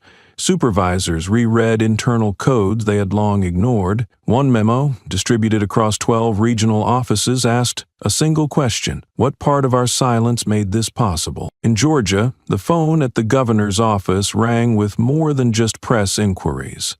It rang with confessions. One call came from a white woman in her 60s. She didn't leave her name. She didn't need to. The only thing she said before hanging up was, "I'm sorry, I used to think like them, but not anymore. Your daughter changed something in me." That message wasn't logged as political or procedural. It was marked human, and still Kayla stayed silent. But her silence wasn't an absence. It was an open corridor, one the nation was now walking down, slowly, cautiously, carrying mirrors. A national magazine published a feature entitled "The Echo of an Unspoken Truth." It traced Kayla's non-actions over the past weeks and juxtaposed them against the reactions her stillness had provoked. Entire communities, some hostile, some conflicted, were now reevaluating their defaults. One conservative pastor, once dismissive of racial overreaction, quoted Kayla's refusal to speak during a Sunday sermon and called it a lesson in spiritual posture. In the comment sections beneath the article, something rare happened. Agreement. Former skeptics admitted they'd been wrong. Activists expressed surprise at how deeply her silence had penetrated. One user wrote, "She didn't have to drag anyone. She just let them hear their footsteps." By the third week, it became clear that Kayla Monroe had redefined what power looked like. Not just as a woman of color who resisted erasure, but as a citizen who refused to narrate her trauma for the consumption of others. In a media climate obsessed with immediacy, she chose deliberation. In a culture trained to perform pain, she withheld spectacle. And in doing so, she forced those who had normalized her humiliation to reckon with themselves, unshielded by deflection. At a civic summit on accountability, a panel was convened to discuss public trust. Kayla was invited but declined again. In her place, they played a slideshow of reactions triggered by her silence. Tweets, letters, art, and policies rewritten. One professor summarized it perfectly. She left a silence so loud, entire institutions couldn't hear themselves anymore. The momentum didn't fizzle. It evolved. Community centers launched programs titled the Kayla Space, initiatives designed not to speak over marginalized voices, but to listen without defense. A digital exhibit showcased all the headlines written about her silence, arranged by intensity. The last panel simply read, "She said nothing, they said everything." Even the entertainment world took notice. A playwright staged a drama with no dialogue, only stillness, inspired by Kayla's moment at the airport. Critics called it haunting. Audiences called it necessary, and still Kayla declined the microphone. She didn't attend her exhibitions, she didn't tweet back, she didn't capitalize. When asked, indirectly via a forwarded email, why she wouldn't say more, she replied only once. Her answer was brief. "I already said what I needed to, you just didn't hear it the first time." Journalists began calling it the Monroe Doctrine of Silence, not because it was crafted or orchestrated or even named by Kayla herself, but because it became a framework, a new lens, a demonstration that absence, when wielded with precision, could collapse more lies than confrontation ever could. She wasn't protesting. She was observing. She wasn't avoiding the stage. She was refusing to let others script her part. Universities adopted her case into curricula, not as a lesson in race alone, but in moral architecture. Seminars were held on nonverbal disruption. Professors challenged students to write essays without using quotes, to force them to analyze tone, timing, and context. In one sociology class, the final assignment was simply to sit in the center of campus for an hour without saying a word. Most students broke in minutes. One wrote, "It's harder to hold silence than to scream, but once people start looking, silence becomes the loudest sound in the room." What Kayla achieved, or rather what she allowed to occur around her, was more than influence. It was calibration. Institutions began measuring their integrity not by what they published, but by what they noticed, what they corrected, and what they could no longer excuse. A police precinct in Chicago quietly removed a long-standing poster in their lobby that read, "See something, say something," and replaced it with one that read, "See yourself first." Some called it performance, others called it reckoning, but either way the effect was unmistakable. The silence had multiplied. In meetings, in training, in family dinners across the country, people who used to speak without thinking now paused, just for a second, just long enough to imagine whether the words they were about to use would echo back in a courtroom, or a classroom, or a live stream. Some tried to flip it. Pundits who insisted Kayla was being overhyped, that her silence was a calculated PR strategy. "What does she want?" one asked on live TV. The answer, though unsaid, was already everywhere. Nothing. She didn't want airtime. She didn't want revenge. She didn't even want acknowledgement.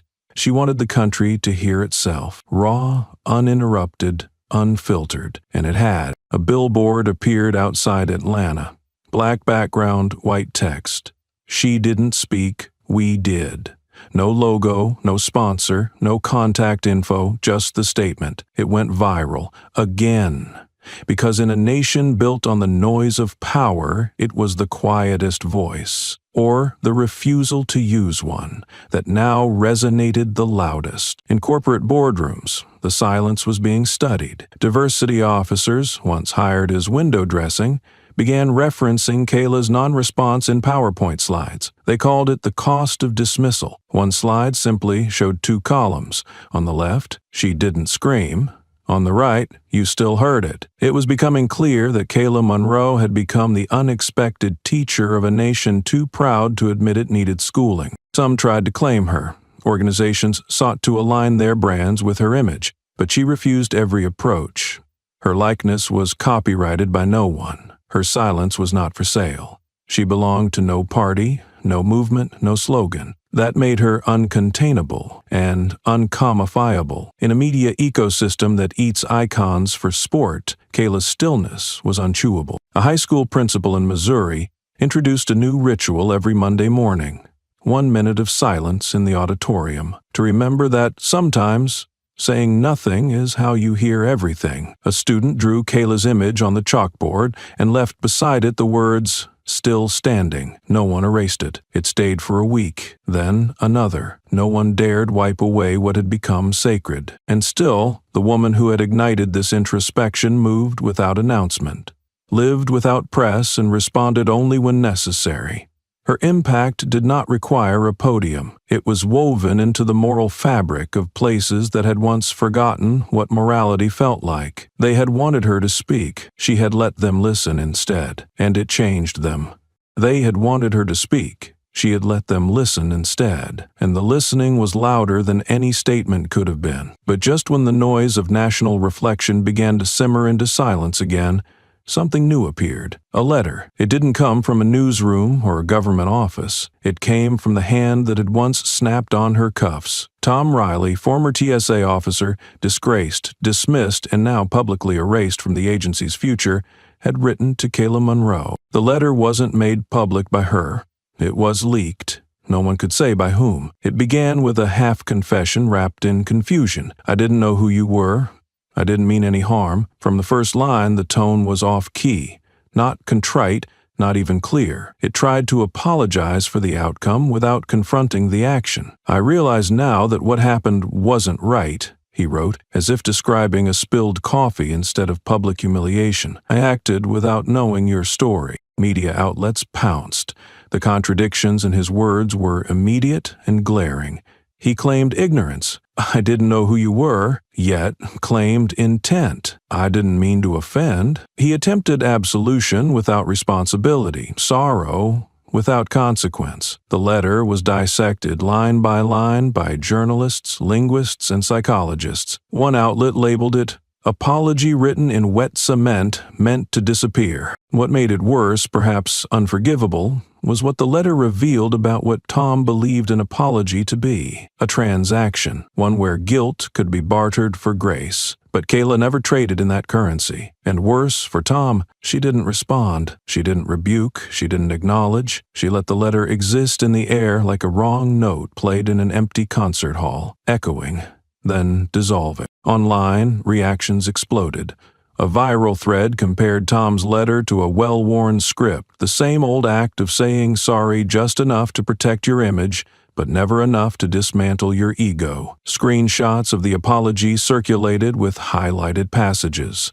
"I didn't know," in yellow. "I didn't mean," in red. And the line that made people angriest, underlined in bold, "If I had known your background, things would have gone differently." That single sentence was a confession dressed as a justification, an admission that dignity must be earned by resume. One civil rights organizer tweeted, "You don't apologize to her. You apologize to the millions you don't know," and still judged like she was invisible. A law professor called it textbook white male self-exoneration, where empathy is conditional and regret is performative. But perhaps the most searing indictment came from a retired human rights professor who wrote in a widely shared op-ed, "An apology is not a ticket out of hell if you walked into it grinning." Tom's smile was the price of admission. The letter is just a receipt. Soon, a fan-run page called Apologies That Aren't began cataloging public non-apologies from figures across the country. Tom's letter sat at the top of the archive, titled "The Man Who Said Sorry for Not Knowing She Was a Daughter,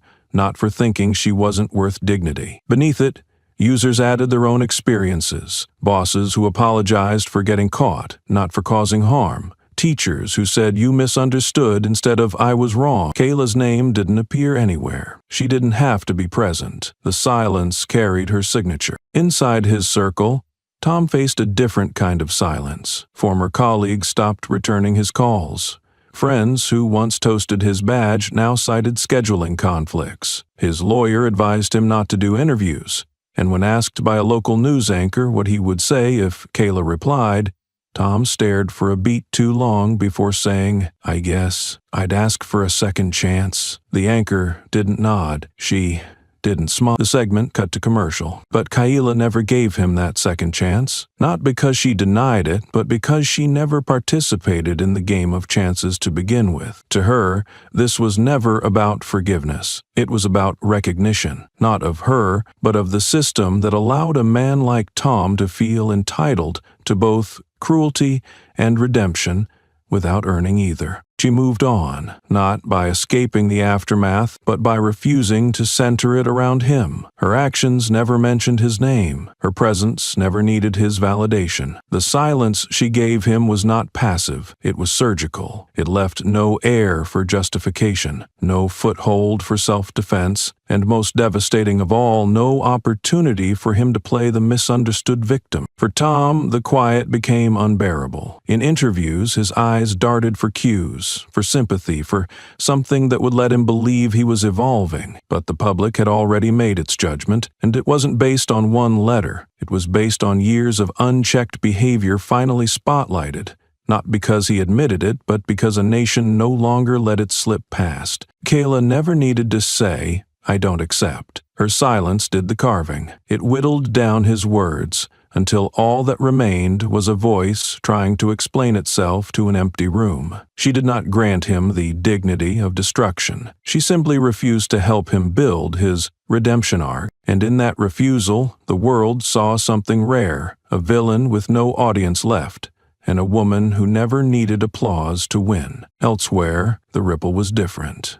Educators used the apology as a case study in moral ambiguity. In ethics seminars, the letter was projected on screen next to Kayla's original image in the airport. Students were asked not to judge, but to listen, to silence, to structure, to timing. One question lingered in every classroom. What does it mean when an apology lands softer than the harm that came before it? The discomfort grew, not because the letter was cruel, but because it was hollow. It was a mirror held up to an old instinct, the one that says remorse is enough if you dress it in soft language. One professor called it empathy laundering. Another said he was asking to be understood when he had spent years refusing to understand. Meanwhile, Kayla continued her path, uninterrupted and unmoved. Her team declined interviews on her behalf. She offered no clarification, no anecdotes, no rebuttals. What mattered wasn't her response to Tom. It was her refusal to let the narrative orbit him. In that choice, she taught a final lesson, that not every villain deserves a last scene. In coffee shops and courtrooms, the silence was discussed more than the letter itself. A barista told a reporter, "I read the whole thing twice, and the thing that stuck with me was that she never answered, not even a period. That kind of restraint is scary." A city judge privately remarked, "She gave him the exact thing he never gave her, the dignity to speak without interruption, even if what he said meant nothing." In private, Tom drafted a second letter, then a third. None were sent. Every time he put pen to paper, the line sounded weaker than the last, because each attempt became less about atonement and more about reaction, about needing her to relieve his shame. But Kayla Monroe was not in the business of relief, not for people who arrived too late, carrying nothing but the realization that they'd never really looked at her, only through her. So the letters remained unsent, the silence stayed intact, and the world moved on, but not around Tom, past him. What remained was not forgiveness, but a record, a trace, an imprint of what happens when the person you hurt refuses to play savior. Tom's letter didn't disappear. It was archived, studied, quoted, but never redeemed. It became the cautionary echo of a man who asked for release without ever facing the full weight of his wrongdoing. Students turned it into debate material. Professors cited it in papers. One psychology journal labeled it atonement dissonance, the psychological gap between what an offender thinks remorse looks like and what the world requires for closure. In panel after panel, Kayla's silence was treated as the unspoken standard against which every word in Tom's letter failed. Meanwhile, others began to confront their history with hollow apologies. A retired TSA agent admitted in a blog post that he had written a letter years ago to a passenger he had profiled. Reading Tom's letter, he wrote, "Made me realize I had never actually apologized. I'd just tried to end my discomfort." It was a cultural turning point, not a scandal, not a reckoning, but a subtle, surgical redirection. The kind only someone like Kayla could deliver, by doing absolutely nothing. She gave no reply, and yet she answered everything. Tom faded from the headlines. His name became a footnote to a letter that tried to carry more weight than he could hold, and Kayla Monroe, still wordless, walked farther away from that terminal moment, not as a symbol of victimhood, but as an architect of consequence. Some people get remembered for what they said. She'd be remembered for what she didn't. Kayla Monroe never responded, but the silence she left behind did something that apologies couldn't. It cracked open the archives. It wasn't rage that followed. It was something colder, sharper, more surgical: investigation. Her refusal to engage had become a mirror, and when people looked, they didn't just see Tom. They saw the scaffold he stood, the culture that held him up, the policies that kept men like him from ever feeling accountable. That scaffold was TSA, and as the public turned it inside out, the nails began to come loose. The first leak came from a former systems analyst, anonymous, middle-aged, long gone from the agency but never quite detached. He delivered a single file to an independent media collective, labeled with a dry, bureaucratic heading, Historical Security Incident Reports, Suppressed Cases, 20102020. It contained 317 incidents, all marked closed, none publicly disclosed. At the bottom of the report, red flag reviewed, no. Among the cases, one stood out. A black child, age 8, was forcibly removed from his mother at a screening checkpoint in Baltimore. He had been pulled for a random check. The mother had protested. A scuffle ensued. A TSA officer, unnamed, had grabbed the boy by the shoulders and dragged him across the polished floor to prevent obstruction. The mother had filed a complaint. The report noted excessive parental interference. Minor did not comply with the verbal command. Video not retained. The file had been buried 7 years ago. The family had never heard back. It didn't take long before more documents surfaced. A whistleblower from the Southern Regional Office provided a string of internal communications dating back nearly a decade. Among them, a 2014 email exchange between mid-level managers discussing a high volume of complaints from black travelers. One message read, "Optics getting tricky. Rotate screeners but keep the profile directive intact." Another, more blunt, said, "Just don't log it.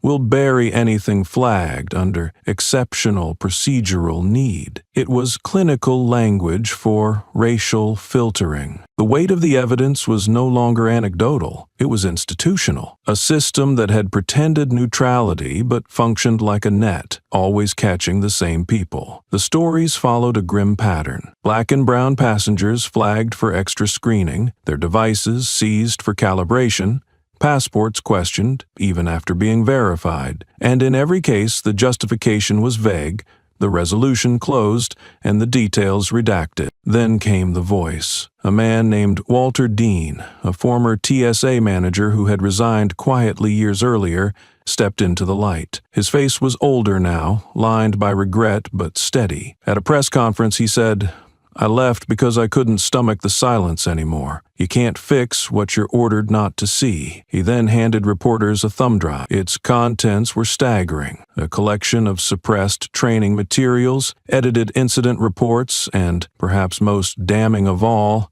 a recorded conversation from an executive meeting. In the clip you could hear it, not anger but calculation. A voice, later identified as a former deputy director, saying calmly, "If we act on Monroe, we'll open the gates. Tom goes down, then we're next. And frankly, black folks are already sensitive enough. No need to turn a protocol slip into a race war." The room was silent in the recording. No objections, just a collective nod. That clip was played on every major news network.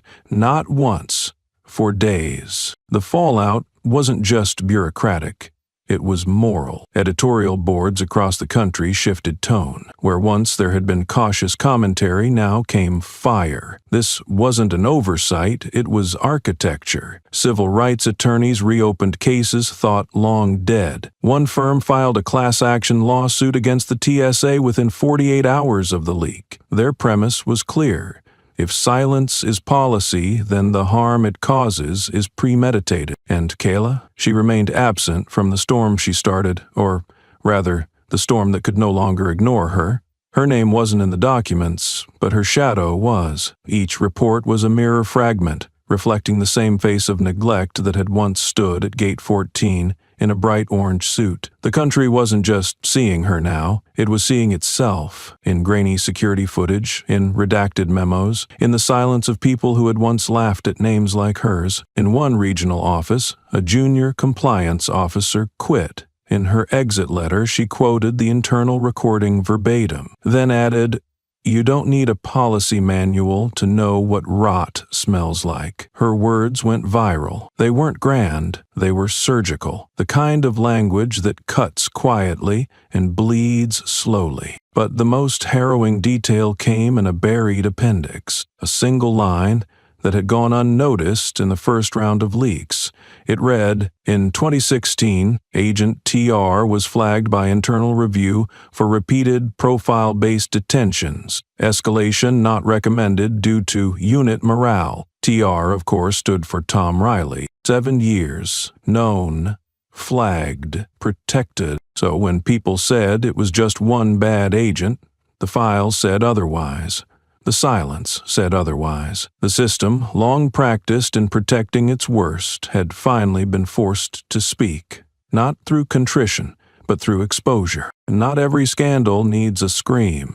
Some collapse under the weight of their own whispered history. In the days that followed, old cases began surfacing like bodies from a flood. A Latina flight attendant came forward with a sealed folder she had kept for years, incident reports she had copied from internal TSA logs after watching a coworker berate a Sikh passenger and force him to remove his turban. The man had been detained for over an hour. The final note on the file read, "Compliant upon humiliation." No further threat. The language wasn't a security protocol, it was systemic poetry, rhyming with prejudice. Journalists poured through the archive. Patterns emerged. Between 2012 and 2019, nearly 80% of discretionary random bag checks at major airports involved people of color. Less than 2% yielded any violations. The math wasn't damning, it was surgical. Precision prejudice clothed in bureaucratic neutrality. Each report, scrubbed of names,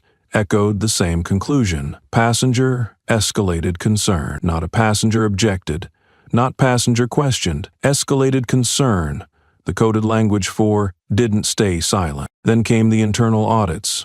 Not from activists, but from insiders now terrified of becoming accessories to a system laid bare. Several regional heads scrambled to redact or destroy training documents, only to find them already backed up by digital forensic teams. Panic trickled upward. One internal message from a director read, "Control narrative before external forces do." But it was too late. The narrative had left the building. A former TSA ethics coordinator, long retired, returned from self-imposed silence to speak on national TV. Her statement was simple. "We told them this would happen. We warned the agency that trust erodes faster than authority." She paused, then added, "But they didn't care about trust. Only optics, and now the optics have become the evidence." No one mentioned Kayla's name. They didn't have to. Every document, every file, every buried email was a footnote to her refusal to flinch. And that made the collapse more devastating, not because she forced it, but because she didn't need to. In the aftermath, a wave of resignation swept through the agency. Not mass exodus, that would have been too dramatic. It was quieter, more precise. Senior officials with decades of tenure slipped out the back door under the pretense of retirement. Each departure came with a non-disclosure agreement. Each NDA came with a silence fee, but outside, the silence was losing its price tag. A former training officer anonymously submitted a 22-page affidavit to a congressional oversight committee. The document described a covert initiative used during holiday travel peaks called Operation Clarity, which empowered screeners to act on preemptive gut checks. The language was vague by design, but the result was always clear. Passengers with darker skin, foreign names, or visibly religious clothing were flagged for flow control. In one instance, an entire Muslim family had their travel delayed over 4 hours, while their belongings were inspected for behavioral anomalies. Whistleblowers multiplied. Not all had hard evidence. Some only had memories. enough to paint a pattern, enough to make the pattern undeniable. A retired TSA scheduler admitted to falsifying random screen reports to avoid too many brown dots on the shift chart. His voice cracked on a local radio show when he confessed, "I thought I was helping. Turns out I was just helping it stay broken." Even as legal cases mounted and public trust plummeted, the agency's top spokesperson remained rigid. "We are committed to accountability," she said, reading from a script, "and we reject the notion that systemic bias defines our operations." But no one was listening anymore. Not because they didn't care, but because the receipts were louder than the rebuttals. The darkness wasn't just in what had been done, it was in what had been hidden. In every email deleted, every camera turned off, every form that said no follow-up necessary. It was the darkness of procedure, not passion, and it didn't scream, it just persisted until someone refused to flinch, until silence was not the absence of resistance, but the indictment of an entire way of operating. The darkness had been documented, its architects unmasked, its victims no longer silent shadows. But in the aftermath of exposure, when systems began to buckle and the questions became too many to count, the nation found itself looking toward the one man who had said nothing since the beginning, Governor Monroe. For weeks he had remained out of frame, not absent, simply withheld, a stillness that mirrored his daughter's. But now he stepped forward. The room fell quiet as he entered, not out of reverence but uncertainty. Everyone expected fire, fury, maybe even vengeance. Instead, he walked to the podium, unfolded a sheet of paper, and read just one line. "If she hadn't been my daughter, would you have said sorry?" That was all. No accusations, no elaboration, just the kind of question that wraps itself around your spine and does not let go. The silence that followed was unbearable, not because it was empty, but because it echoed. One journalist in the front row stood abruptly, tears welling. She tried to speak, but no sound came. The cameras didn't pan to her, they didn't need to. The silence had already delivered what her voice could not. The next morning, the governor's inbox saw over 1,000 new messages. Some were policy suggestions, some were apologies. Most were confessions. "I used to think people like her were being dramatic. I never believed the stories until now. I don't know how to undo what I've taught my children." But one message stood out. It came from a Vietnamese-American father who wrote, "Today was the first time I didn't fear the police on my commute. Not because anything changed, because someone like her exists." He didn't sign the email with a name. He ended with a bow emoji. The governor didn't hold a follow-up press conference. He didn't ride the wave of sympathy. He went back to his desk. But the sentence he left behind remained, not as a quote, but as a weight. It hung in agencies, in classrooms, in courtrooms. Not an indictment, not a plea, just a mirror, too clear to ignore, too honest to escape. Because sometimes leadership doesn't arrive with noise or war paint.